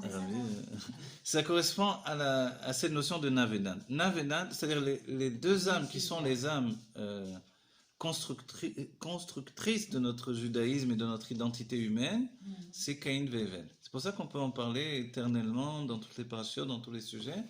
Caïn et Evel vont diriger le monde depuis la liberté absolue de Evel vers l'enfermement absolu de Caïn. L'ével a été tué, c'est quoi? Evel a été tué, mais son âme a coulé dans nos veines également. Vous voyez? Il y a des âmes de Caïn et des âmes de Evel, spirituellement évidemment. La plupart d'entre nous, nos descendants de Caïn, les sages disent par exemple, je n'ai jamais vu écrire cet enseignement-là, mais je l'ai entendu par les kabbalistes, quand on a un talit qui glisse sur les épaules, alors, évidemment pour les hommes, c'est le dévoilement qu'on ait fait partie des âmes de Caïn. Rabbi Akiva faisait partie des âmes de Caïn. Vous voyez? Donc toutes les âmes de Caïn ont un travail à faire sur eux-mêmes. Donc il faut qu'elle travaille sur elles-mêmes. Tandis que les âmes de Evel ne viennent pas dans ce monde pour elles-mêmes. Evel gardait son troupeau de brebis. Donc en fait, ce sont les bergers qui gardent les brebis. Mais pourtant, il peut y avoir des grands d'Israël qui sont également de Caïn, comme Rabbi Akiva, vous voyez. Donc en fait, ces notions-là de Caïn et Evel, pour nous, c'est que on passe toujours de l'un à l'autre. Et quand le Rabbi Rachab, dans le Tafresh Ben, nous parle de l'espace-temps, il nous donne une notion très importante. Il nous dit, l'espace, en fait, c'est la valeur absolue. Vous entendez, c'est merveilleux cet enseignement-là. La valeur absolue, c'est la valeur d'une chose ou d'un être. Il dit, pour l'individu, c'est la valeur essentielle de l'être. C'est l'espace?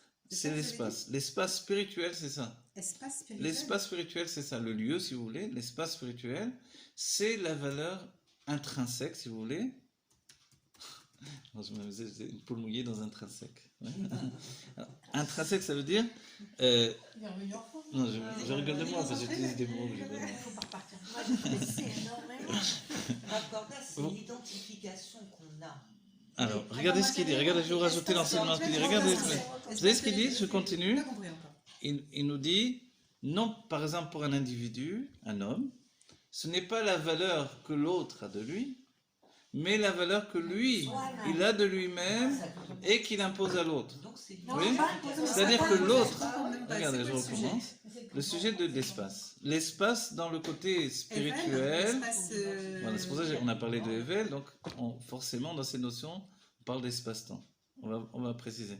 D'accord. L'espace-temps dans le spirituel, dans le monde de Hatzilut, qu'est-ce que c'est?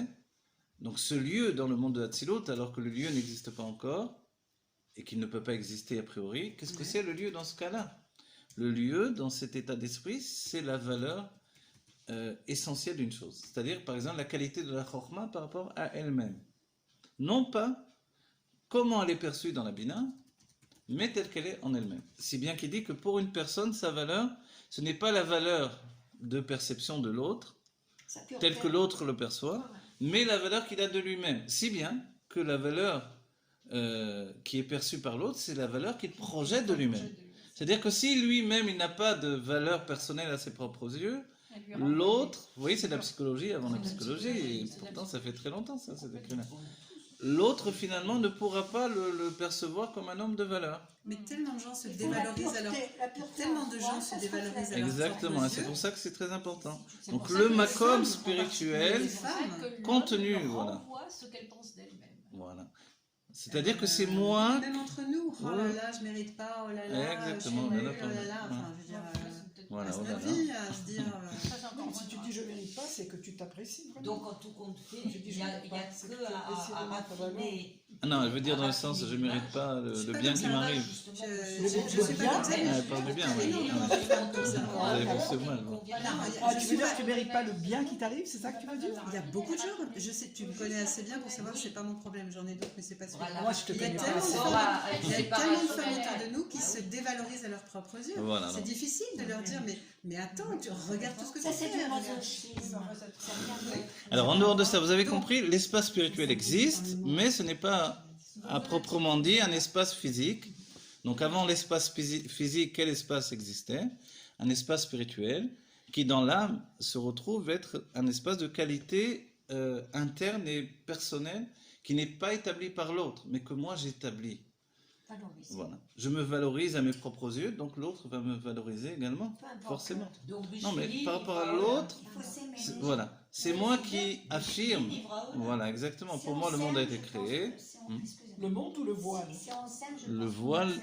c'est ma perception du monde, en fait, spirituelle, Voilà. intégrée dans chaque niveau de dévoilement. Mais vous avez raison, les deux enseignements. sont- Pour en revenir au passage, parce que j'oublie, c'est pour ça que je m'excuse Pardon, oui. de vous interrompre. En fait, moi je pense comme ça, je suis rien, je pense comme ça simplement. Vous êtes rien, c'est un travail difficile. Si on y Dès arrivait. le premier souffle de la naissance, nous commençons à rendre Oui, c'est l'âme. normal. C'est comme ça que j'interprète. Nous commençons à rendre l'âme. Ouais, ça c'est autre chose. Nous allons vers la mort. Ah, Donc si on se met ça dans l'esprit, au lieu de dire ou la mort c'est ça, ou j'ai peur, ou ceci ou cela, mais c'est une chose qui coule de source. Oui, mais ça, c'est Non, tout le c'est monde. la- oui, alors c'est pour ça qu'il vaut Si la mieux dire. vie, c'était déjà mourir. Mais c'est ça, c'est à la naissance que tu commences. À tu mourir. commences D'après à- les sages, à la naissance, on commence à mourir. Jusqu'à ce qu'on arrête. Hein, ouais. Ah, d'accord. Mais c'est. Je comprends pas. Oui, oui, non, je sais, vous n'aimez pas, mais. Non, c'est Non, pas- cet enseignement est. C'est pas que j'aime pas. c'est- Non, non, vous avez raison. C'est que la Ouais. Géoula, c'est quoi? Exactement. Excusez-moi pour le- Non, non, non, bien sûr. Non, mais madame, elle dit ça. donc, C'est voilà. quoi la vie? C'est quoi la mort?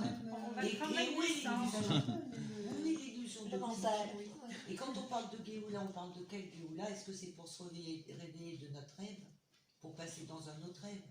Parce qu'on ne sait même pas où on est ni où on va. Mais attends, le Alors, on rapport on de continue, Deschamps regardez. d'abord. On va continuer parce que ceux qui aussi, écoutent là, ils se disent qu'est-ce qui se passe pendant ce temps. Oui, oui, Voilà. oui, oui. Les Chaim et les Bracha. Que Dieu vous bénisse d'abord. On se Je peut- vous donne, Ah, c'est pas. Moi, je fais les Chaim sans rien. Bah oui. Rav, est-ce Ah, que là, vous je pouvez disais, moi, ça, c'est revenir pas- Vous voulez de la misette C'est pas un acte manqué. Ah, voilà. Allez-y, la brune. Rav, est-ce que Peu vous importe. pouvez revenir sur cette question de génération Nekeva? C'est très beau, mais Qu'est-ce que ça veut dire oui, exactement? et puis Ok. depuis quand il y a des signes? Il y a des signes avant-coureurs. Allez dans les canyons, dans les centres commerciaux, vous allez voir combien de magasins d'hommes il y a. Après, vous allez me dire. Est-ce qu'il y a beaucoup de D'accord, donc magasins c'est ce qu'on voit dans le Voilà. Non, alors voilà, dans ça, le monde de la galoute, pas effectivement, que les Khotzaret, femmes c'est sont aussi, très mais, bruyantes, présentes. Exubérante. Bon, voilà. Les Chaim Livracha, que Dieu bénisse chacun, en particulier. C'est ça, Que vite, génération. vite, on danse avec toutes les âmes qui sont Amen. parties On danse avant avec nous, les âmes rejoindre du la corps. Géoula à Métivé Shlema, les âmes telles qu'elles sont au sein des corps. Bravo, reprenez-moi. Bah écoutez, Les âmes au sein des corps. mamage. Voilà, mais c'est parce que je pensais les âmes, parce qu'ils ont. Arrêtez avec voilà. les arbres, frère. Alors, les âmes au sein des corps, qu'elles reviennent très très vite dans la Géoula Métivé Shlema, les Chaim Livracha. Amen, amen, amen. Bon, vous voulez, je finisse la notion d'espace-temps d'après le Rabbi Rachab, qui est merveilleux. C'est un peu plus loin de la une bête. Hein. Le Rabbi Rachab donc dit, l'espace c'est ça. Est-ce que vous avez compris? L'espace spirituel, il existe à part entière. Moi, Donc je- l'espace, c'est pas juste un endroit où poser ses pieds, c'est pas juste le cosmos, vous voyez. Donc l'espace-temps spirituel existe également dans les mondes divins, mais il n'a pas cette notion de matérialité forcément. Il n'a pas cette notion d'enfermement également. Ok? Donc, qu'est-ce que l'espace spirituel? C'est la valeur intrinsèque d'une chose. Ok? La valeur essentielle d'une chose. L'espace, le L'espace. makom. L'espace, le makom, c'est ça. Exactement. Le olam. La Olam, notion olam la de- notion du monde, mais pas dans la notion de LM qui est dans le monde, mais la notion d'espace, d'accord, de makom en fait. Ouais. Dieu dit ne makom iti, je suis l'endroit.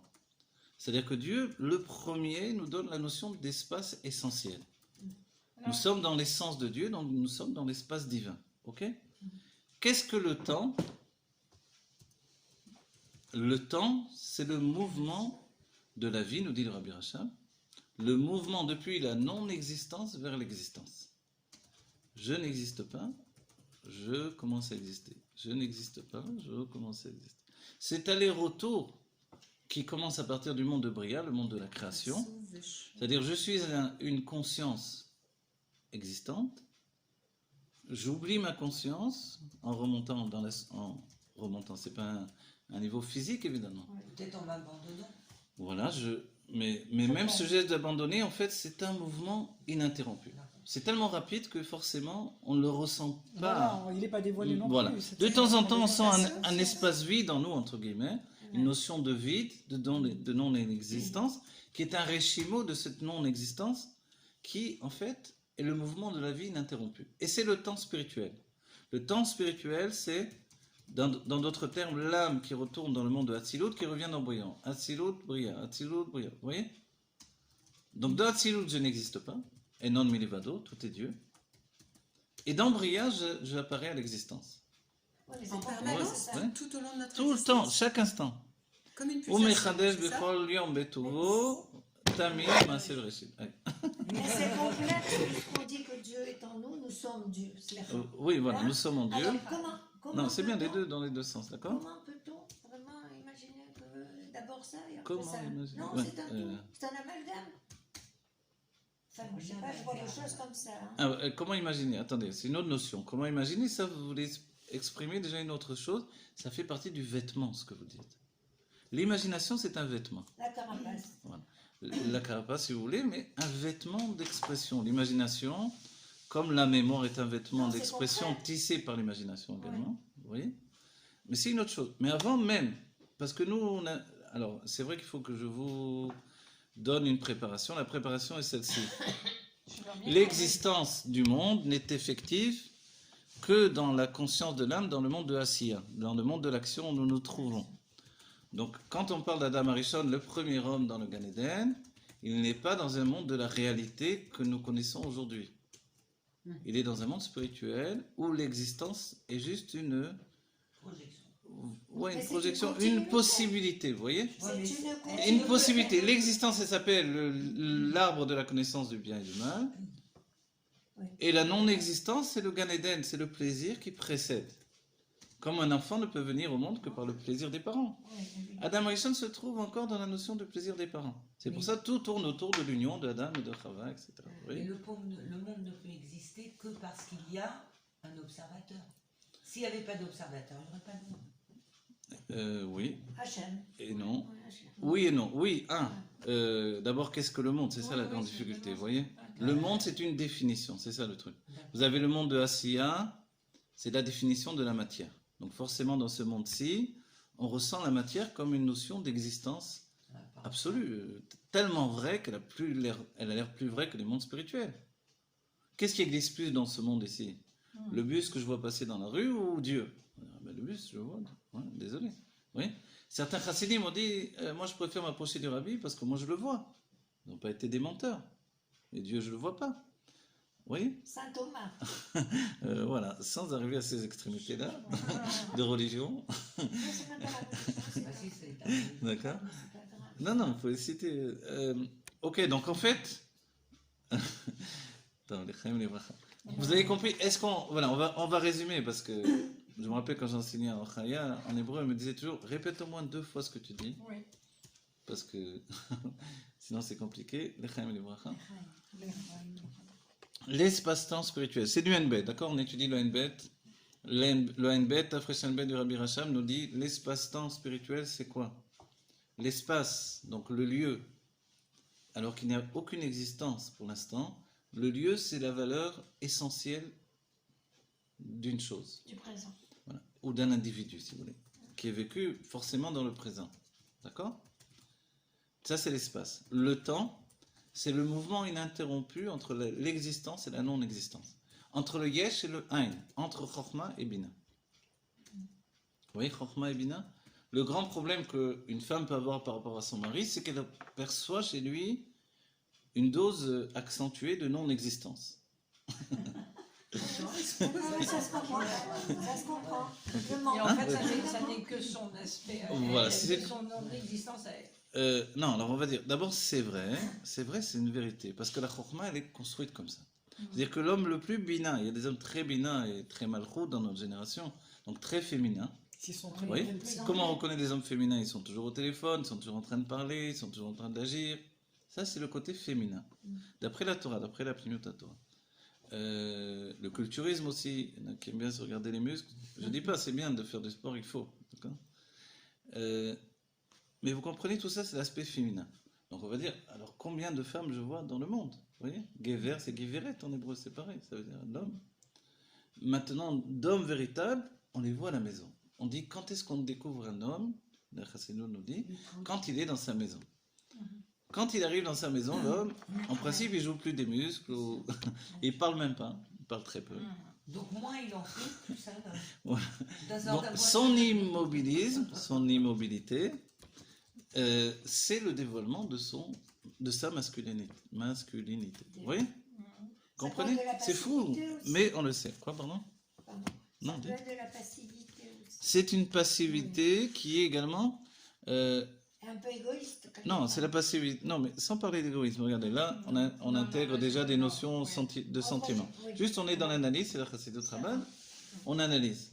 Ce qui fait qu'un homme, et on a souligné, plus il vieillit, plus il s'immobilise, d'accord, dans son fauteuil, ou devant sa télé, ou sur son journal, et même aujourd'hui, les maladies du siècle, ou, je ne sais pas si ça existait avant déjà, les gens étaient gaga, aujourd'hui, les gens ont des maladies liées à l'immobilisme intellectuel, etc., etc. Ok. Donc on se rend compte, on leur dit, il faut tout le temps être en action, etc. Ça veut dire, il faut tout le temps, Chokhmah, sors de ta Chokhmah, va vers la Bina. C'est ça. Il faut aller vers la Bina pour être en action, pour que l'esprit ne s'arrête jamais. Il faut être, en termes, on va dire, d'Oumano, on va dire, il faut être créatif. Il faut chercher, il faut avancer, il faut avoir des projets sans arrêt, sans arrêt. La difficulté, on va dire, c'est bien beau, tout ça, mais la plupart des hommes sur la Terre, la plupart, on va dire, la grande partie de cette humanité, est occupée à vivre avec sa famille dans un cercle creux et en huis clos.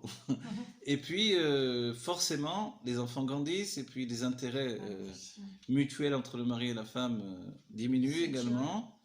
Et donc, l'immobilité grandit également. Vous voyez? Pourquoi? Surtout avec la retraite et la retraite en subside. Non, mais on ne doit pas dire c'est la vie. Sous-entendu que, non, je dis tout ça évidemment pas pour dire bravo c'est bien ou c'est comme ça malheureusement, pour vous dire que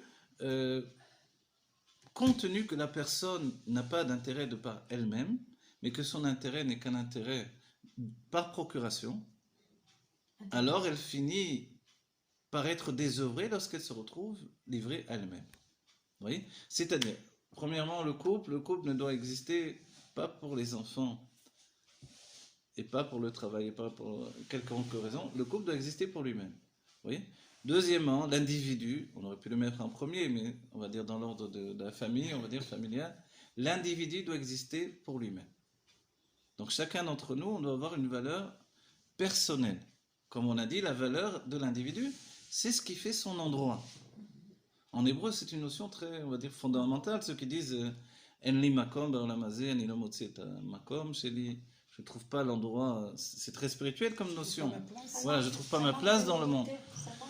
Parce que l'endroit, on ne peut pas le trouver chez les autres. C'est la société qui nous a fait croire qu'on pouvait trouver l'endroit chez les autres. Heureusement, il y a un retour aux sources de l'être, et voilà, une prise de conscience. Et forcément, le coup de fouet a été donné par le Rabbi Meir HaMashiach qui a secoué l'humanité, même si les non-juifs, ils sont arrivés sans le savoir. Le Rabbi a écrit très clairement dans un Dvar Malchut que les décisions des sages d'Israël influent sur les nations également sans qu'ils soient au courant. C'est-à-dire que s'il y a un psak halakha qui dit que les nations doivent se comporter comme ça et comme ça, ils finiront par se comporter comme ça et comme ça. Pourquoi on ne leur a pas demandé d'arrêter les pogroms depuis des siècles? La bêtise de l'homme. Alors, c'est une bonne question, parce que l'humanité juive pensait que on méritait de vivre ces pogroms et qu'il y avait une grandeur d'esprit à vivre les pogroms et à mourir par les pogroms, etc. Alors, Ouais, ils avaient malheureusement. changé Pour avec revenir à la le- définition de ce qu'est l'homme, qu'est-ce qui lui donne cette force d'inertie, justement? Pourquoi il a besoin de cette force d'inertie Alors voilà. pour exister? La force d'inertie de l'homme, c'est une... on va essayer de donner un mot en français, je ne sais pas que ça existe exactement, mais réessentialisation. Vous voyez, si ça devrait exister, mais enfin, on mettrait ré-essentialisation. C'est-à-dire s'essentialiser, ça aussi, je ne sais pas si ça existe. Revenir à l'essence de nous-mêmes. Vous comprenez? C'est Et, Berchemla. voilà. Et ça, c'est un... Quand on dit on ne connaît un homme que quand on le voit dans sa maison, si on rentre dans sa maison, on voit qu'il est tout le temps occupé. Alors, effectivement, on voit un homme qui tend vers la bina, sans doute. Mais si on voit qu'il revient à lui-même dès qu'il rentre dans sa maison, comme la plupart des hommes, alors dans ce cas-là, on voit que, en fait, c'est une chorma, malgré qu'il était toute la journée au téléphone, ou dans son bureau, et vous voyez? On peut dire que c'est une chorma non réalisée. C'est une chorma, mais la chorma ne vise pas la réalisation, n'oubliez pas ça. La réalisation de la chorma ne passe que par la C'est la bina. Bina qui Quel réalise. intérêt pour la chorma, justement, d'œuvrer vers la bina? Ah, voilà. Alors, l'intérêt de la chorma, a priori, de par son état d'esprit, d'après ce qu'on étudie là, non, elle n'a pas d'intérêt. Elle n'a pas C'est ça. Pourquoi elle le ferait? C'est ça. Vous voyez? Après coup, c'est seulement quand il y a le hors rosaire. Vous savez ce que c'est le hors rosaire? Oui. Vous voyez? J'ai dit bonjour à quelqu'un et il m'a répondu bonjour. Ouais. Par exemple, je dis une bracha, une bénédiction, on dit amen. Celui qui dit amen a un niveau plus élevé que celui qui dit la bénédiction. Ok? Donc c'est le amen, pourtant c'est qu'un hors rosaire, une lumière réfléchie. La femme, la bina, c'est voilà, c'est la lumière réfléchie. Normalement, quand on étudie, quand on s'approfondit dans la Torah, on n'a surtout pas envie d'enseigner la Torah. Je dis franchement. On Pourquoi? n'a surtout pas envie D'enseigner la Torah. Ouais. Parce qu'on C'est se de faire voit, du temps. Parce que dites-moi, est-ce que moi j'ai c'est des déjà dévoilements. intégré tout ce qu'il y a là-dedans? Non. Pas du tout. Vous comprenez? Est-ce que j'ai été au bout de Oui, ces bien enseignements-là? Vous les redécouvrez encore? Hein? C'est l'infini, bien tous les sûr. jours, c'est Vous vous rendez pas compte? C'est l'infini, connexion. il n'y a pas de début, il n'y a pas... oui. Non, mais c'est une Oui, il n'y a question pas pour de, tout le monde, hein, ta il y a question, pas de ça début, il n'y a passe pas de fin, c'est l'infini. Donc, forcément, Oui, j'avais si on attend que j'enseigne, eh ben, on va dire, ben, reviens peut-être dans 2-3 siècles, je ne sais pas. Ouais. Dans la Géoula, sans doute, je pourrais donner un cours. Voilà, je vais commencer dans la Géoula à donner un cours. Ouais. Alors, le Rabbi nous dit non. Pour pouvoir comprendre, tu vas enseigner. Et ça, c'est une notion différente, tout à fait différente, qui est basée non plus sur la notion de mashpia, mais sur donc celui qui influence, mais sur la valeur du mekabel, celui qui reçoit l'influence. Et ça aussi, c'est la définition que nous sommes une génération nekeva, féminine. C'est celui qui reçoit qui va faire le mashpia. Oui, c'est-à-dire qu'en enseignant, vous devenez Mekabel, forcément. En enseignant à Aline, Allez, vous devenez Mekabel, Yaakov de se la construit. Bible. Grâce à Aline, Yaakov a compris des choses. Comprenez? Mais il faut l'avouer, évidemment, il faut oser le dire. Alors, comme celui qui enseigne, il n'a pas trop envie de le dire, les rébim l'ont dit à notre place pour qu'on comprenne. Vous comprenez? Mais quand il y a une personne, Oui, quand il y a une personne qui se replie sur lui-même, qui ne parle plus, qui est Oui. renfermée, c'est quoi ça? Alors, on va dire, dans le côté spirituel, c'est vrai que ça ressemble à la mort, puisque c'est une notion de chorma. La chorma, c'est tout sauf la vie. Oui. La chorma, c'est ce qui représente le masculin. Voilà. La chorma, c'est l'abandon de l'expression de la vie. Oui, c'est fou. C'est mort-vivant. Mort-vivant. Mais c'est l'attachement à l'essence. Mais oui, mais. C'est oui, vrai, mais c'est vrai. Mais oui. On rit, on rit. non, mais vous avez raison. Mais On n'arrive du tout, mais bon. Non, pas L'abandon, il est De tellement l'expression. de la vie, c'est la chorma. La bina, c'est l'expression de la vie. C'est marrant. C'est quoi l'expression de la vie? C'est la question, c'est les réponses, c'est les recherches, les ci, les là. Moi, c'est un Voilà. renoncement La à construction, tout le côté construction. Donc Caïn, c'est une bina. Evel, c'est une chorma. Et c'est pour ça qu'ils se disputent tous les deux. Caïn, il ne supporte pas Evel. Oui. la vie. Evel, il n'est pas dérangé par Caïn, puisque Caïn, Il a sa famille. il a l'infini. Il ne prend pas de place dans son infini. Vous voyez? Pourquoi Evel n'est pas dérangé par Caïn? Parce que dans l'infini, tout est possible, même la pensée de Caïn. Caïn disait, l'essentiel, c'est l'instant présent. C'est la chassidoute, ça. Donc rien ne le dérange. Ouais. C'est que du bitou. tout ça. Et Evel, lui, disait, mais non, pourquoi l'instant présent? Le monde futur et la réalité n'existent pas de toutes les manières, vous voyez? Donc en fait, on rejoint des vérités avec lesquelles nous vivons Pourquoi maintenant. Dieu, donc, a été plus... comment dire, il a accepté d'Afra le... Alors je vais vous répondre. C'est comme pour Korah. Korah disait, la Géoula est déjà là, il n'y a plus de niveau. Moshe Rabbeinu n'est pas plus élevé que nous tous, nous sommes tous Kudoshim. En fait, ce sont c'est des gens qui vivaient déjà dans une projection vers la Géoula, vous voyez, et qui, je vous en prie, ne vous inquiétez pas, Chaim Levrach. Oui, chérie. Compte tenu qu'ils vivaient en projection vers la Géoula, ils n'étaient pas encore dans le moment fixé par le Nassiador, le prince de la génération.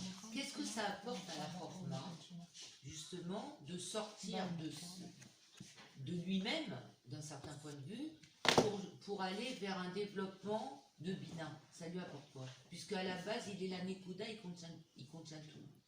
Est-ce qu'il a besoin justement de ce développement? Alors voilà, c'est pour ça que tout à l'heure j'ai commencé à vous dire, c'est le Or Roser qui lui donne la sensation de qualité et du plus qu'il a obtenu Donc la bina, c'est ça? de la Bina. Mais pour lui, c'est inconfortable de se diriger vers la Bina. Ce que la femme, pourquoi Dieu a organisé le couple, tout simplement. Le couple, c'est aussi en nous, Chorma et Bina. Un côté du cerveau qui est totalement, on va dire, entre guillemets, endormi, mais parce qu'il est déjà en connexion avec la réponse, donc il n'a pas besoin de questions.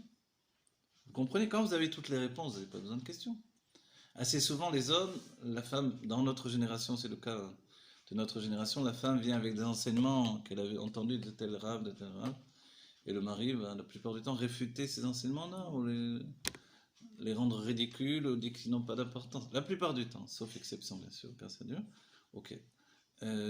Donc forcément, quand on se retrouve dans cette situation, on va dire, mais pourquoi il réagit comme ça? Parce que tout lui paraît évident. Du point de vue de la Chokhmah, tout est une évidence. Donc il est blasé, d'un certain Il est blasé, il est... insupportable. non. Non, Il a bon, connu non. ça. Pour la Bina, il a insupportable. Là, c'est à ce point. Alors voilà, pour la Bina, la Chokhmah est insupportable. Arrête de faire du twinning. C'est insupportable. Mais c'est pour pas une insupportable. Bina de supporter un état d'être constant comme ça. Pourquoi tu n'acceptes pas qu'il soit différent? Ah, j'ai pas dit que j'accepte pas, je dis que c'est on peut- insupportable, c'est pas que Ouais, j'accepte. c'est important. Mais parce que c'est pas possible d'avoir de vivre en face d'une chorma qui n'a absolument pas besoin dans sa racine de partage.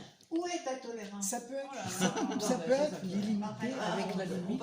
Exactement. Il y a la tolérance, il y a On est juste bien le obligé de... Exactement. la non-communication. Voilà, exactement. C'est tout à Voilà, fait on dit maintenant, qu'est-ce que fait Dieu dans l'univers? La Gemara pose une question. Rappelez-vous la question de la Gemara. Un empereur romain a demandé, je crois, à Rabbi Yoshua, qu'est-ce que fait ton Dieu? Il a répondu, il fait des mariages. Ah ouais, ouais. Bon, cet enseignement-là, on va dire, c'est quoi l'effet des mariages? C'est ça le mariage en question. Ah ouais. Oui, Des fusions. voilà, la fusion de deux éléments disparates, Paradoxal, totalement déjà. opposés. C'est pas possible de réunir deux éléments aussi contraires. Donc, quand vous mettez un homme et une femme dans une même maison, c'est la guerre ouverte. Alors, vous voyez, c'est pas possible a priori. Dieu. Anaël, Ouais. Non, elle est partie. Et voilà. Non, mais c'est l'impossible qui est visé dans cette union-là. C'est Parce que impossible pour l'impossible, c'est ce que l'on vise dans cette union-là. C'est l'impossible. Voilà. Ce yesh mi ain. Voilà. Mais l'impossible est possible dès le moment où Ça va au-delà. on dépasse nos limites, évidemment. Ça va Je sais au-delà. pas, l'impossible est possible. L'impossible est possible dès le moment où on dépasse nos limites. Mais ça doit être des deux côtés, je suis d'accord avec On vous. est d'accord. Ok. Oui, mais il y a des Ça doit être des choses deux où c'est côtés. impossible. Oui, ça doit être des deux côtés. La Lui, chokma. Mais, C'est le on va vent dire. Lui qui n'a pas de limite. On va dire une autre chose. Un enseignement du rabbi maintenant, malgré que Bah je oui, dise ça, bah oui. parce que je veux rester dans la notion Bah, de bien vérité. L'enseignement du rabbi, et compte tenu que nous sommes une génération féminine, c'est que la femme peut tout construire et tout réussir, c'est vrai. Mais évidemment, il faut un moment ou un autre que l'homme s'éveille un petit peu. Cet éveil de l'homme, c'est l'art de se mettre en difficulté. Et c'est pas évident. Ouais. L'art de se mettre en difficulté, c'est la confrontation. Qu'est-ce qui fait peur à un homme? C'est sa femme lui fait peur. Comme la chorma a peur de la bina. Pourquoi la chorma a peur de la bina? Dans notre cerveau, c'est-à-dire vous aussi, vous êtes comme ça. Moi aussi. La chorma dit Enol milevado, tout est Dieu. La bina, elle dit ok, d'accord, mais il y a des gens qui n'en sont pas là. Et puis moi-même, puisque je vois pas que tout est Dieu de mes yeux, c'est que je suis pas encore totalement là-dedans. Alors j'ai besoin d'y accéder. Mais la chorma va répondre mais non, Enol milevado, c'est tout, c'est simple. Ok, c'est simple, mais je veux le vivre dans ma bina, le dévoiler. Oui. Donc, ça, c'est dans notre cerveau, vous voyez, pour cette notion-là. Maintenant, entre le mari et la femme, forcément, la femme est tout le temps en train de demander au rabbi, Vous voyez qu'on a compris. au rabbi l'homme qui est est devenu peut-être rabbi. là. Tous les hommes sont ravis. Voilà, pardon, je n'ai pas obligé de parler du mari autant que ça, peut-être.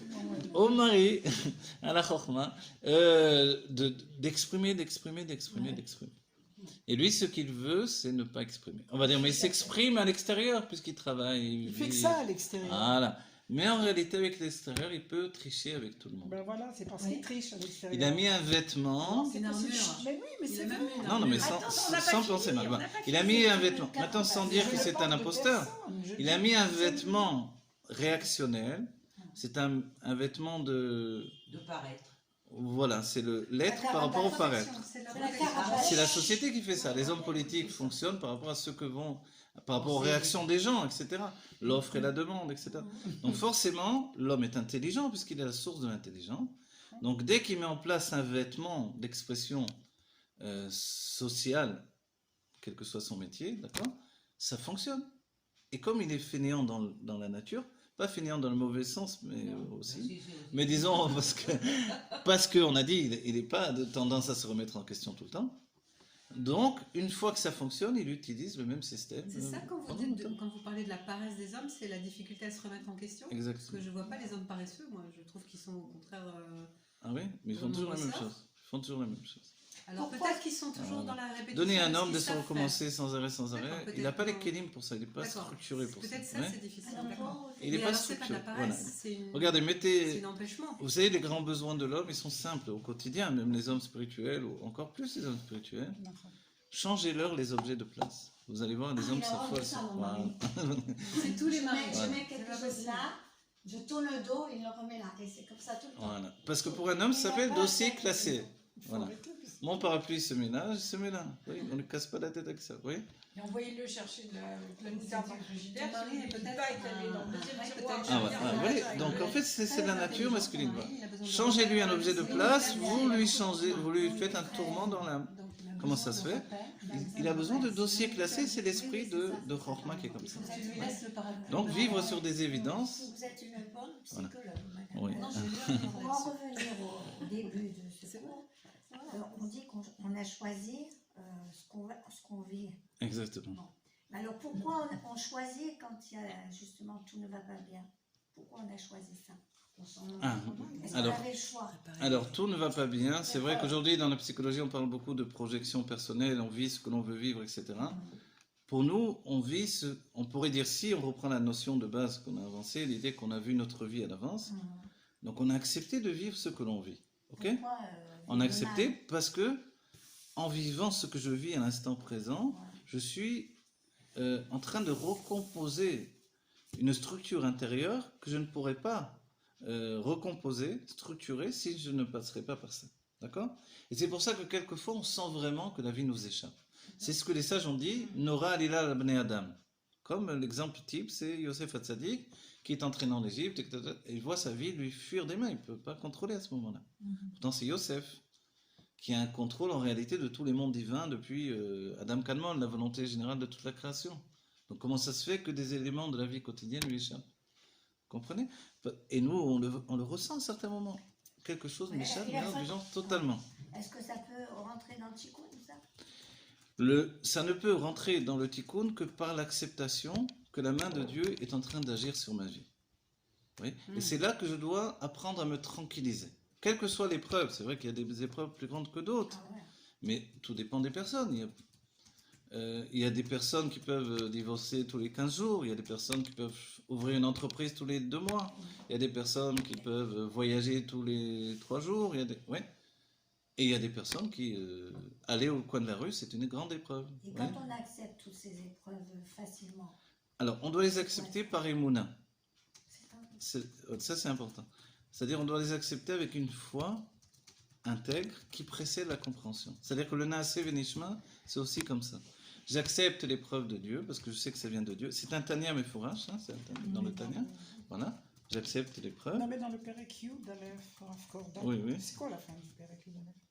C'est assez compréhensible. Dans le Yud Aleph, par Eskel Khabina, oui.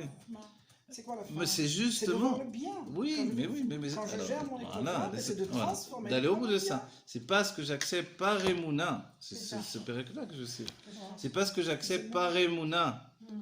que ce que je vis actuellement, présentement, et que je reçois comme un moment d'épreuve où j'ai pas les kélim du tout pour vivre ça. Pour moi, c'est une calamité qui s'est abattue sur ma vie. Mais, attendez, si je l'accepte en me disant que tout ce qui vient de Dieu, c'est du bien véritable, d'accord? L'aspect négatif peut disparaître totalement. Voilà. Et on est obligé de passer par là, mais ça peut être pour n'importe quoi. J'ai mis la main dans ma poche. Alors, Rav Korda, Regardez, je vous ok, raconte une ok. histoire. Quelqu'un va mais raconter. ça veut pas dire que pour ça, bien qu'on accepte, on a aussi un positionnement à avoir et aussi des réactions par rapport à nos actions. C'est-à-dire, on accepte un défi à relever dans la vie, Mhm. mais à côté de ça, on a une posture à prendre. C'est pas parce qu'on accepte que. Ah oui, non, bien sûr. Contenu, d'accord. voilà, c'est pour ça qu'il y a 2 phases. Naaseh Il y a des Venishma. limites Ça dépend aussi. des cas. Voilà, première phase.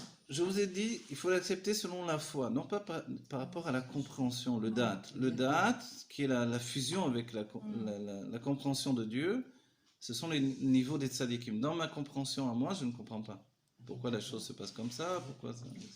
Est-ce D'accord. qu'un problème Mais, relationnel peut être considéré comme une épreuve? Que ce soit une Alors, épreuve. il y a plus de problème. Je vais terminer le cours, d'accord. Grave, une épreuve. Il faudrait peut-être définir ce que c'est parce que. Alors une épreuve, ça peut être, dans un voilà, couple, c'est une pas épreuve, ça peut être tout simplement, les sages ont dit, je mets la main dans ma poche et je trouve plus ma clé ou je trouve plus la pièce que je pensais avoir dans ma poche, Oui. même si c'est 10 agorotes pour de la tzedaka. En fait, c'est une épreuve aussi, oui. Ou j'ai mis mon pull à l'envers Mais des problèmes relationnels, c'est et pas une l'étiquette m'a épreuve. dérangé toute la journée. Ah, si, c'est quand même une épreuve. Parce que ça te construit, c'est pas un truc qui t'arrive dessus. Non, comme bien ça, sûr que quoi. c'est une épreuve. Et Mais il évidemment y a, que il y a c'est des une mamarim épreuve. entiers du rabbi qui expliquent ça. Le comportement des autres, c'est aussi une perception que j'ai moi-même. Ouais. Si bien que quand je dépasse l'épreuve en acceptant qu'elle vient de Dieu, et que, en fait, le problème, il est en moi, dans ma personnalité, dans mon acceptation de la vie divine, que j'ai une image préconçue du déroulement de la destinée par Dieu. J'ai compris Si ça. j'accepte ça, alors les choses vont se transformer à l'extérieur. J'ai compris Et je ça, me mais rends compte. Et moi, dans je vous un le dis, je couple, l'ai vu dans ma vie. On est tellement deux dans un couple que si moi je change un peu, si je comprends un peu mieux ce qui se passe, si j'ai un peu plus de kélim justement, si j'ai si je comprends un peu mieux ses besoins à lui, etc. Eh ben, C'est le pas une travail que tu épreuve, fais. c'est une construction, une co-construction. Oui, mais quand on comprend pas l'autre, c'est une épreuve. positif. Vous êtes d'accord? Il me comprend pas, Il me comprend voilà, pas, je ça le c'est une comprends pas. épreuve. Ça, c'est une épreuve. C'est une épreuve, tout est une épreuve. Ou alors on dit à Alors, nouveau alors, un défi. alors, Permanente alors. Voilà. Là, il faut le dialogue. C'est pour ça qu'on peut transformer le mot épreuve par le mot défi, tout simplement. C'est On là- est dans Un une défi à épreuve. relever indéfiniment, on vit. Mais alors, on est dans une épreuve permanente quand on est dans une Alors, relation avec les oui, enfants, bien avec les sûr. parents, avec les voisins, avec les amis, avec les. Voilà. le Donc conjoint, première c'est phase une épreuve. des opérations entre Romain C'est et le Bina travail pour qu'on a terminer fait, le en cours. C'est pas une épreuve. Première phase des épreuves. Bon, dites comme vous voulez. Alors, première phase des opérations entre Romain et Bina. La Chorma doit accepter la Bina doit accepter la Chorma. Qu'est-ce que ça veut dire? C'est-à-dire que la Bina doit accepter ce côté définitif de l'essentiel de la Chorma qui immobilise la Chorma dans son état éternel, on va dire même d'éternelle impassivité, on va dire, qui est le fait de la proximité avec la réponse. Et la Chorma, elle, par rapport à la Bina, elle doit accepter le mouvement ininterrompu de la Bina. La Bina, vous voyez, comment un homme perçoit une femme? La femme commence à raconter quelque chose, et elle parle déjà d'autre chose. Oui, et puis elle parle encore d'autre chose. Ça, c'est le système de la Bina, c'est-à-dire elle traite plusieurs dossiers en même temps. Mais on a dit, un homme, il a besoin de fermer un dossier, après il peut ouvrir un autre dossier. Il ne peut pas traiter plusieurs dossiers en même temps. C'est son être qui est fait comme ça. Pourquoi? Parce que pour lui, chaque notion est essentielle. Bon voilà, on va terminer ce cours pour aujourd'hui avec... On s'interrompt, mais on ne s'arrête jamais. Voilà, que Dieu vous bénisse chacun en particulier, chacune, chacun. Que vite, vite, vite, il y ait cette Géoula que l'on attend tellement profondément de tout notre être. Et on doit se rendre compte qu'évidemment, elle est là, c'est une dimension dont on doit ouvrir la porte immédiatement aujourd'hui même, pénétrer dans la Géoula et imposer cette réalité d'une Géoula effective à notre réalité. Que cette réalité devienne une réalité divine à part entière, parce que ce n'est pas autre chose. Voilà. Que Dieu vous bénisse, maman, chacun et chacune, que ce soit ceux qui écoutent sur Internet, ou ceux qui sont là évidemment dans le monde